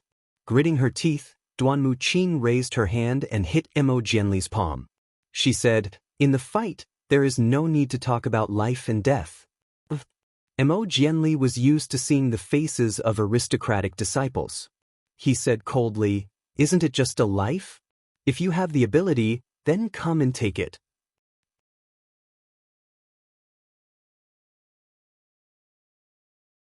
Chapter 4478. Good. Gong Shu Exn at the side clapped, looking at Emo Jianli and praising. As expected, there are great scholars everywhere. I didn't think that not only is Daoist Xiao so heroic, even the cultivators he befriends are more forthright than some of the aristocratic family disciples. Duanmu Qing gritted his teeth and looked at Gong Shu Exn, but did not dare to say a word. He turned to Gong Shu Ming and said softly, "Miss Ming, after the battle to bury the hatchet, I will give you an explanation. This matter is definitely not what Xiao Hua said. A female cultivator's view of a person changed in an instant." Now, Gong Shu Ming looked at Duanmu Qing with a faint sense of unfamiliarity. She smiled. Actually, it doesn't matter. The words "doesn't matter" was more painful than a sword stabbing into Duanmu Qing's heart. He forced a smile and looked at Xiao Hua. "Daoist Xiao, I will see you at the battle to bury the hatchet." "I know." Xiao Hua nodded. "If Duanmu Liangxing can come, that would be the best." "Liangxing did not come to Thousand Demons' sacred realm. I have disappointed Daoist Xiao." Duanmu Qing smiled and nodded at Gong Shu Ming before turning to leave. But Xiao Hua's words almost made him fall. I know. You have many granduncles, it doesn't matter who comes." Seeing Duanmu Qing leave in a sorry state, Gong Shu Exin felt a little disappointed. She looked at Xiao Hua apologetically. "Xiao Hua, I am sorry, I dragged you into this. I didn't expect you to have a grudge with him." "Not bad."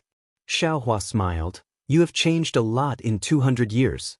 If it was you in the past, you would not have said this." "Che." Gong Shuixen rolled her eyes at Xiao Hua. "You think you are the only one who did not waste your life?" Gong Shuixen could not help but cover her mouth and laugh. Her eyes looked at Gong Shu Ming and Gong Shu Jingyi, revealing more coquettishness. Gong Shu Jingyi couldn't help but laugh. He knew that Gong Shu Exen had always been arrogant. Not to mention the ordinary disciples, even the famous female disciples of the four clans weren't worthy of her attention. And today, Gong Shu Exen's attitude towards Xiao Hua was definitely something that Gong Shu Jingyi had never seen before. This didn't allow him to not think about it. Gong Shu Jingyi looked at Gong Shu Ming's excited expression and Gong Shu Exen's shy expression. He smiled slightly and said, "Little friend Xiao, you probably don't know about the battle to bury the hatchet before the various clans entered the Star Moon Palace, right?" Xiao Hua narrowed his eyes and looked at Gong Shu Jingyi thoughtfully. He then nodded and said, "Immortal friend is right. This Xiao is not a disciple of an aristocratic family, so how could I know the reason for this battle? However, from what Duanmu Qing said, it should be a bet between the aristocratic clans to settle their grudges in Zhai Xinglu."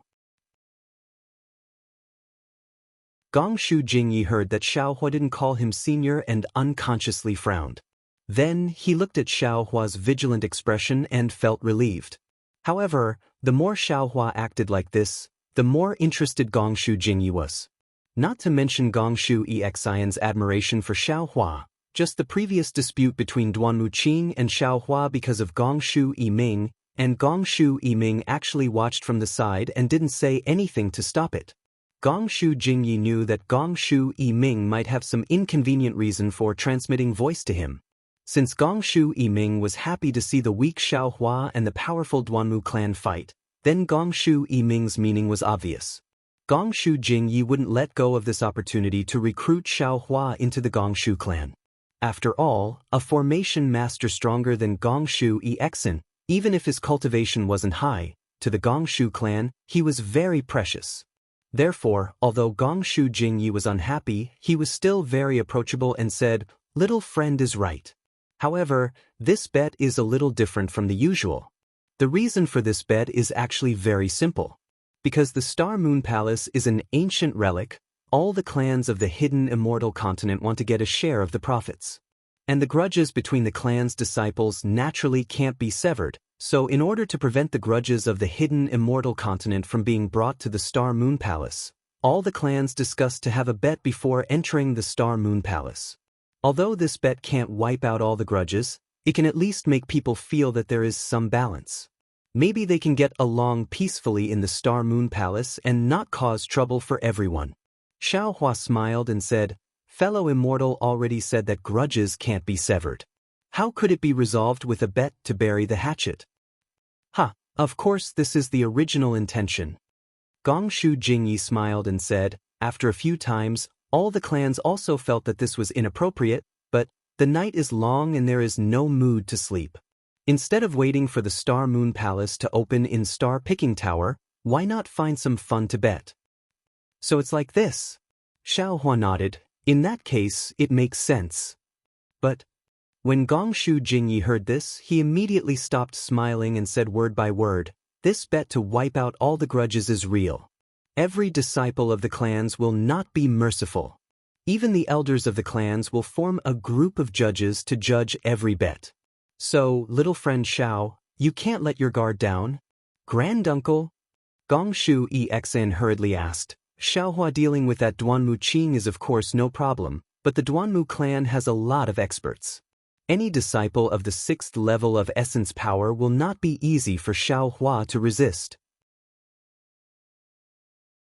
Gongshu Jingyi glanced at Xiaohua and said, "According to what I know, the leader of the Duanmu clan is Duanmu Lianheng. He is famous for his bad temper. That year in Longevity Town, all the clans were watching and no one made a move. When Duanmu Lianheng arrived, he punched Buddha Sect's Ci Mei until her expression changed and ordered the Longevity Town's Buddha to retreat. When Duanmu Lianheng retreated, he was blocked by Manjushri Bodhisattva who had just attained nirvana. However, seeing Duanmu Lianheng in this state, Dongfang Jiang Liang of the Dongfang family blocked Manjushri Bodhisattva with his sword. From this, it can be seen that if little friend Xiao wants to bet with the Duanmu clan, I'm afraid." Gongshu Jingyi stopped. Gongshu Yiming smiled and said, "Granduncle, with you here, with my Gongshu clan here, how can Daoist Xiao be at a disadvantage?" Gongshu Jingyi smiled and said, "I'm naturally not afraid of Duanmu Lianheng, but I don't have a good reason." "Granduncle, you're wrong again." Gongshu Yiming hurriedly said, "Daoist Xiao is proficient in formations and thunder techniques. This junior and Exian can't compare to him. If this kind of person is used by my Gongshu clan, wouldn't Granduncle have a good reason?" "This depends on little friend Zhao's opinion." Gongshu Jingyi looked at Xiaohua meaningfully and said, "Maybe he'll be a guest, or have some marriage. Little friend Zhao's strength may not be enough to be a guest, but in terms of marriage, it's possible." Hearing about marriage, Gongshu Yiming slightly raised his elbow and touched Gongshu Exen. Gongshu Exen was stunned and suddenly blushed. She hurriedly waved her hand and said, "Granduncle, I'm afraid this won't work. I'm not familiar with Xiaohua." "Exen, Granduncle didn't seem to be talking about you." Gongshu Yiming smiled and said, "Why are you so anxious?" Gongshu Exen, who was always proud and arrogant, stuttered, not knowing how to answer. She really respected Xiaohua, but to talk about love, it seemed too early to talk about it. "Actually, you don't have to take it seriously. You and Daoist Xiao first put on a show, give Granduncle an excuse, and deceive the Duanmu clan." Gongshu Yiming suggested, "After this, who will know about this?" But what if the fake becomes real?" Gongshu Exen was a bit sad, looking pitifully at Xiaohua and said, "Xiaohua, if I agree, you won't pester me like that Duanmu Qing, right?" Looking at Gongshu Exen, who had a high cultivation in formations, but was ignorant of the ways of the world, and even spoke like a sinner, Xiaohua smiled and said, "Many thanks. I won't make things difficult for you." "Not at all, not at all."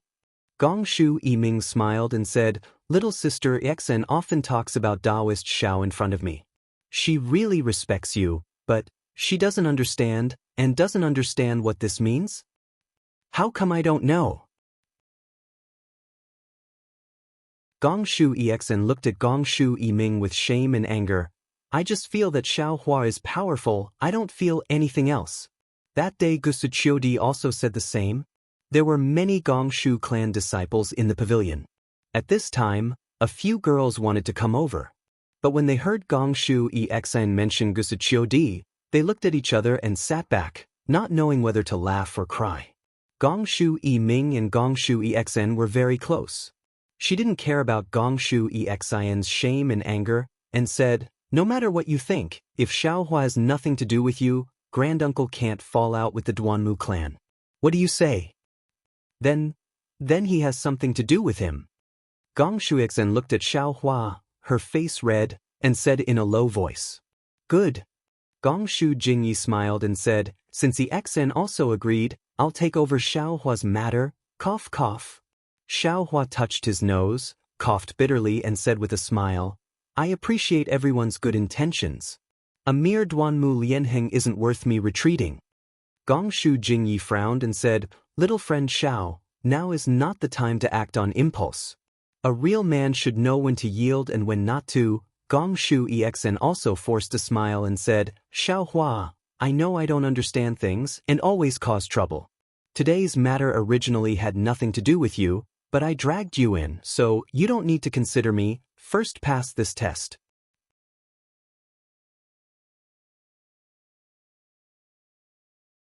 Chapter 4479. Good. Xiaohua heard Gongshu Exen's words and clapped. "I was hesitant before. To be honest, Exen, your formation skills are not bad, but you are too arrogant. You never put others in your eyes. You don't know what's important. You may not be strong in the future. Today, because of your words and your willingness to acknowledge your mistakes, I have decided to ask someone to take you in as a disciple and impart to you the Tao of array formations." Then Xiaohua looked at Gongshu Yiming and said, "And you, Lady Yiming, your 5 Qi Thunder cultivation is not bad. However, the cultivation method is not authentic. It even shows signs of deviating from the essence of a lightning cultivator. This has something to do with your character. You can also consider it. If you have any ideas, you can come find me with the Exen after we reach Star Moon Palace." Xiaohua, what are you talking about?" Not to mention Gongshu Yiming, even Gongshu Exen was shocked.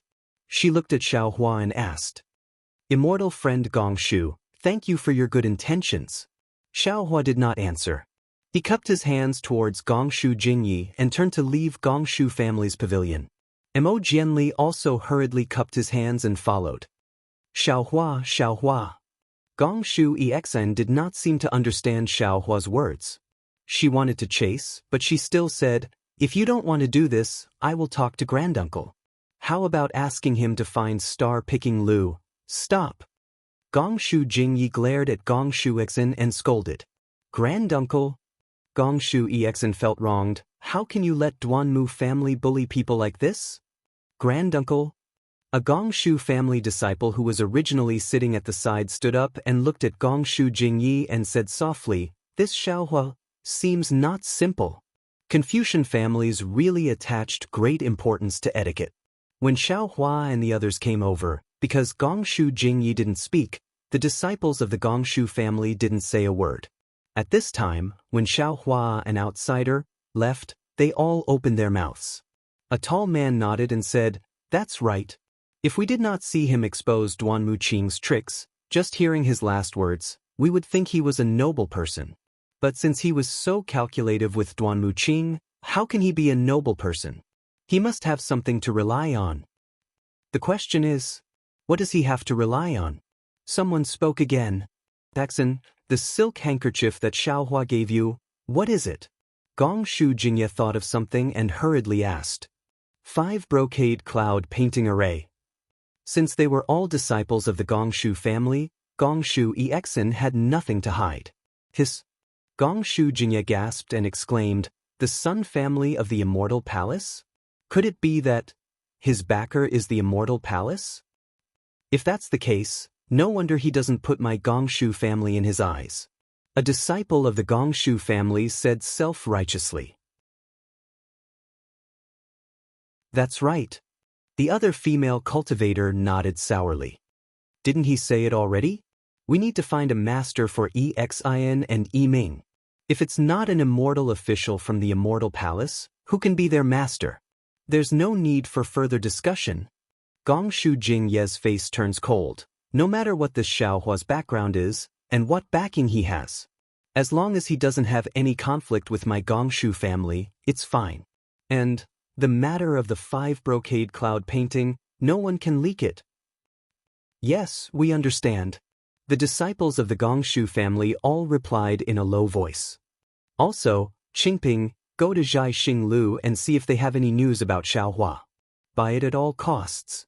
Gongshu Jingyi instructed another woman. Yes, disciple will go now. Gongshu Qingping replied and hurriedly left. After finishing the arrangements, Gongshu Jingyi looked at Gongshu Minghu and said, Minghu, come here.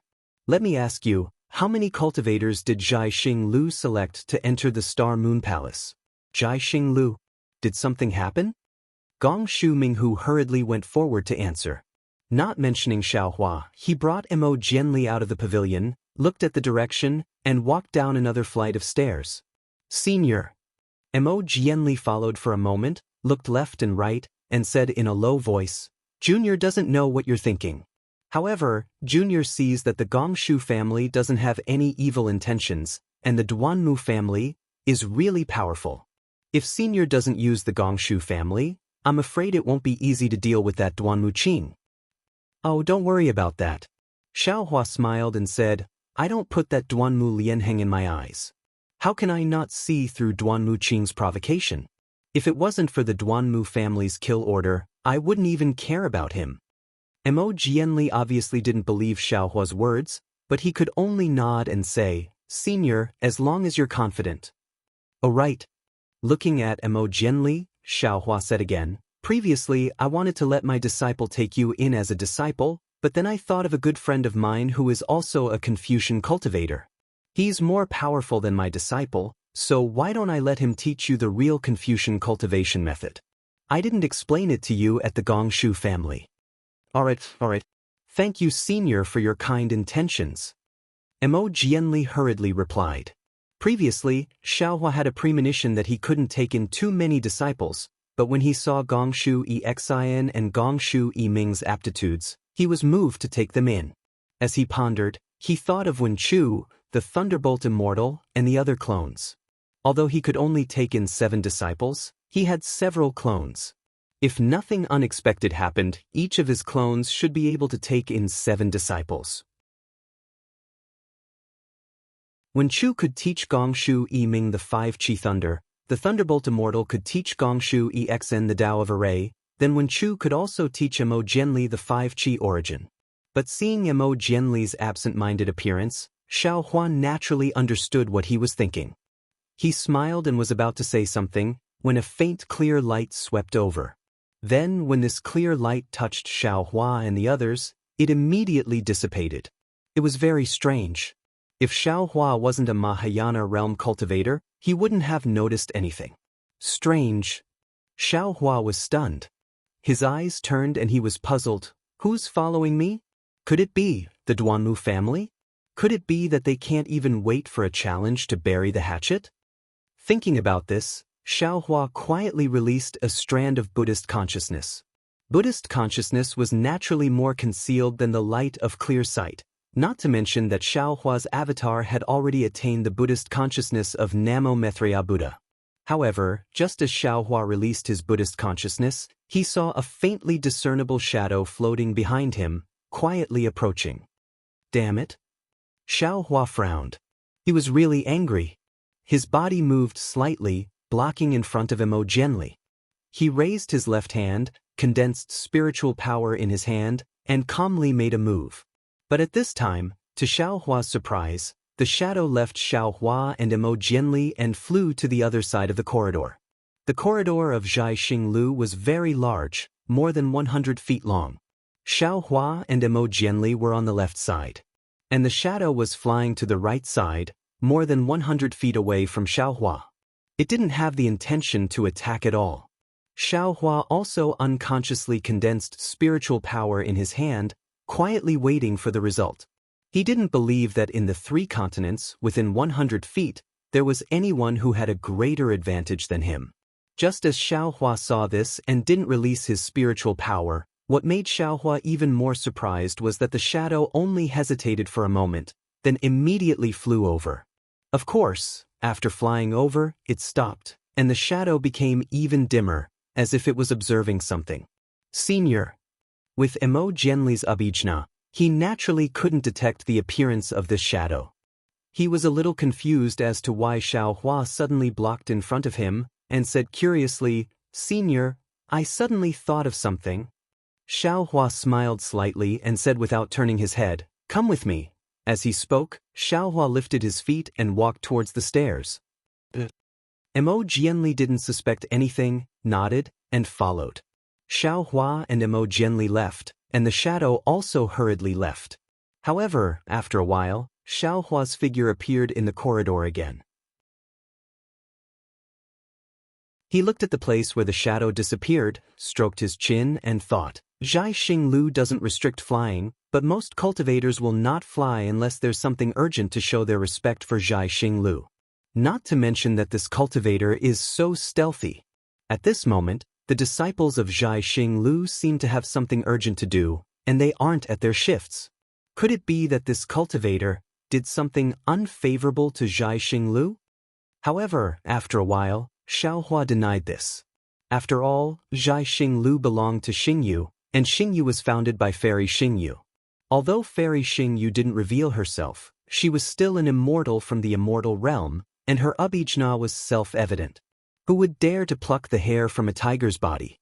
Since he had come to this conclusion, Xiaohua naturally turned around, wanting to turn back. However, at this moment, another ray of clear light swept over. Just like before, it stopped when it saw Xiaohua, then retracted. Of course, Xiaohua was prepared this time. As if he didn't notice anything, he turned around and walked towards the stairs. Behind him, another shadow vaguely flew by, heading towards the corridor. Hee. When the shadow disappeared, Xiaohua smiled and thought to himself, shadows appear again and again. I'm afraid there's a problem. Even if this shadow has nothing to do with Zhai Xinglu, I still have to go take a look. Otherwise, wouldn't my understanding of the hand of karma be in vain? Thinking of this, Xiaohua leaped up and headed towards the end of the corridor. There was also a flight of stairs at the end of the corridor, but the stairs led upwards. At the same time, there was a bow that was shaped like a crescent moon. Xiaohua flew in front of the bow and scanned it with his divine perception. He had already sensed the aura of a defensive array on the bow. He pondered for a moment, and a light flashed around him. The appearance of a small nose and small eyes appeared, and he rushed towards the bow.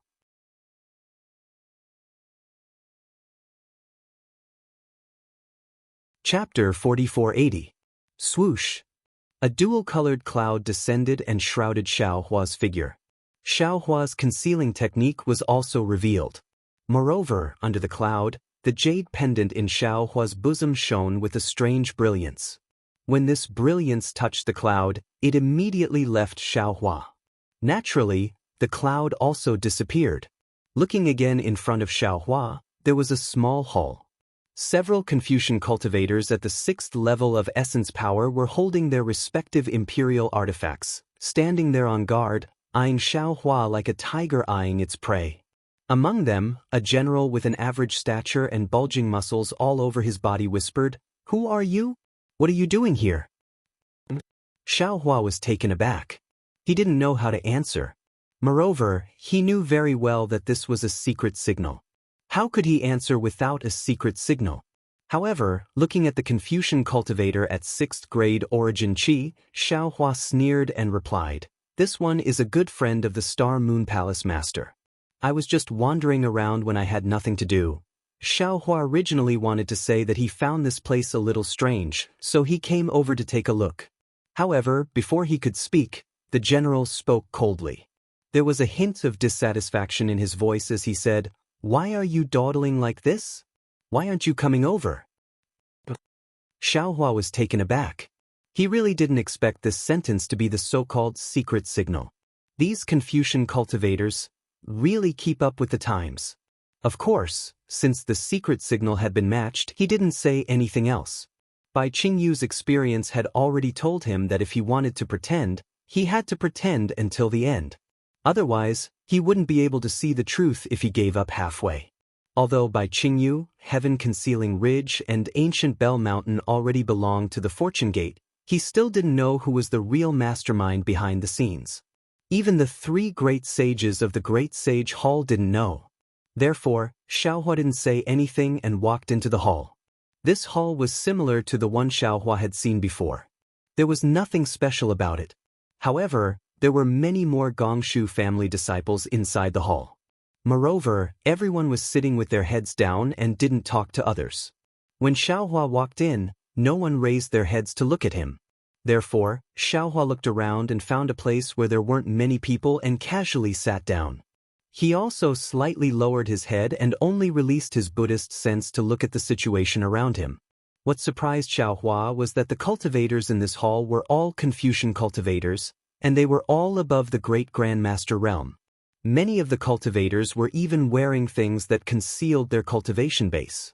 Xiaohua's cultivation base was extraordinary, otherwise, he wouldn't have been able to see through it. Hee, this is getting more and more interesting. Seeing the situation before his eyes, how could Xiaohua not know that he was already in a very delicate situation? Moreover, he had coincidentally uncovered a mysterious veil. He was looking forward to seeing what was behind the veil.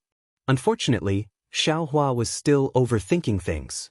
In less than half a cup of tea's time, the military generals who had been guarding the door earlier walked in, looked around, and said, "Today's gathering was rushed, so not many people came. Let's not talk about anything else. I just want to tell everyone that the previous plan will be put on hold for now. If there is no new information, everyone should not take any action for now. Just enter the Star Moon Palace and do your own things." "I have a question." Without waiting for the military general to finish speaking, a cultivator called out coldly, "Fellow Immortal, please speak." The military general raised his hand and pointed. "I believe that all of you are like me, fellow Immortals, and have put in a lot of effort for today. We naturally entered the Star Moon Palace for one purpose, but towards the Star Picking Tower." "Shut up." Without waiting for the cultivator to finish speaking, the military general roared angrily. A tricolored ball of light condensed in his hand, and he shouted, "Don't tell me you don't know the taboo?" Yes, I know I was wrong." The cultivator hurriedly apologized and said, "I just wanted to say that we have been preparing for a long time, and now that we have a clue, why did we suddenly give up?" The military general was obviously stunned. He didn't expect someone to ask. He then turned to look at another cultivator. That cultivator pondered for a moment before saying, "Actually, this is also a secret that you don't need to know. However, considering that all of you have made a lot of preparations, we may have a chance in the future. Thus, Master told me to tell you that the current situation is a little different. This is because the Star Moon Palace Lord has appeared today and brought back 2 cultivators of unknown origins. Furthermore, one of them is a human Grand Ascension Stage cultivator. This is not something that we can deal with.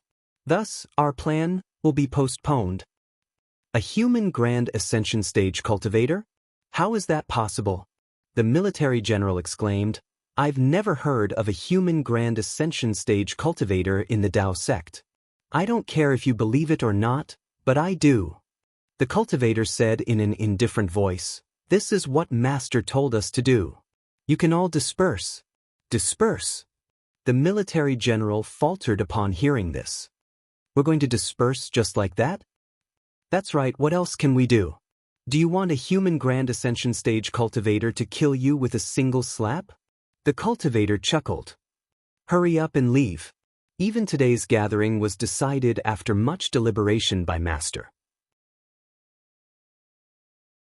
He wants to minimize your losses. The the Star Moon Palace's palace lord is only a 7th grade origin chi cultivator. How can we not be a match for her? The military general exclaimed, that human grand ascension stage cultivator. Perhaps he's just passing by. Shut up. The cultivator roared, Master will think about this matter. It's not up to you to speak. Hurry up and leave. If the Star Moon Palace finds out about this, we'll all be dead. If you knew something was wrong, you should have stayed outside Star Plucking Tower. One of the cultivators muttered. Cut the crap, hurry up and disperse. Another cultivator scolded in a low voice. Do you know what it means by, what's real is fake and what's fake is real? I know what it means by, the most dangerous place is the safest place. The cultivator muttered in a low voice before getting up and walking toward a curved outline of a small door not far away. Seeing that the cultivator had left, no one said anything else. They all got up and slowly made their way toward the small door. Although Xiaohua hadn't been here for a long time, from these few short sentences, Xiaohua learned a lot. As he watched everyone leave, he looked at the cultivators standing next to him and muttered in his heart. If he were to make a move now, he would definitely be able to capture these cultivators and perhaps find out the truth. However, when he thought of Fairy Xingyu's stingy attitude, Xiaohua curled his lips slightly. Damn it, they seem to be after Star Moon or Star Plucking Tower. Moreover, it's easy to tell that the Tower Master of Star Plucking Tower is among them. Why am I getting involved? Fairy Xingyu has already made it clear that she doesn't intend to leave Star Moon to me in the future. Why should I meddle in other people's business? I just need to do a good job for the Merchant Alliance. If an immortal from the immortal world can make Star Moon into something like this, why can't I, a human Grand Ascension stage cultivator, do the same? While Xiaohua was thinking, many cultivators had already left. Xiaohua looked again and saw that several cultivators were already looking at him. He shrugged, blinked his eyes with Zhang Xiaohua's appearance, turned around, and followed the crowd through the small door. Outside the small door was another corridor. Xiaohua didn't see any other cultivators nearby. He was certain that this small door must be a defensive array of Star Plucking Tower. If it weren't for Star Plucking Tower's spies, they wouldn't have been able to obtain such convenience. However, what did this have to do with Xiaohua? Xiaohua smiled as if he had just watched a farce. He recovered his appearance and casually walked in a certain direction. The floors of Star Plucking Tower were the same as those seen outside. After passing through this small door, Xiaohua couldn't tell which floor he was on. However, he knew that Su Ji and Fairy Xingyu must be on the highest floor, so he walked up the stairs when he saw them. After walking through 2 pavilions, before Xiaohua could figure out which floor he was on, he heard a slightly oppressive voice above his head say, "There's no need to talk about this anymore. I've already made up my mind. If Murong Hui has any objections, feel free to look for me after we reach Star Moon Palace." Sweat. When Xiaohua heard this familiar voice, he immediately stood on the stairs and refused to move. Damn it, is this really the rhythm of my ascension? It's just Star Moon Palace, but acquaintances are appearing one after another. If it's not to settle the karma, why would they all appear here? Xiaohua stood there and waited quietly. Sure enough, after a few breaths, a graceful figure appeared in front of him. Wasn't it Murong Zongyun?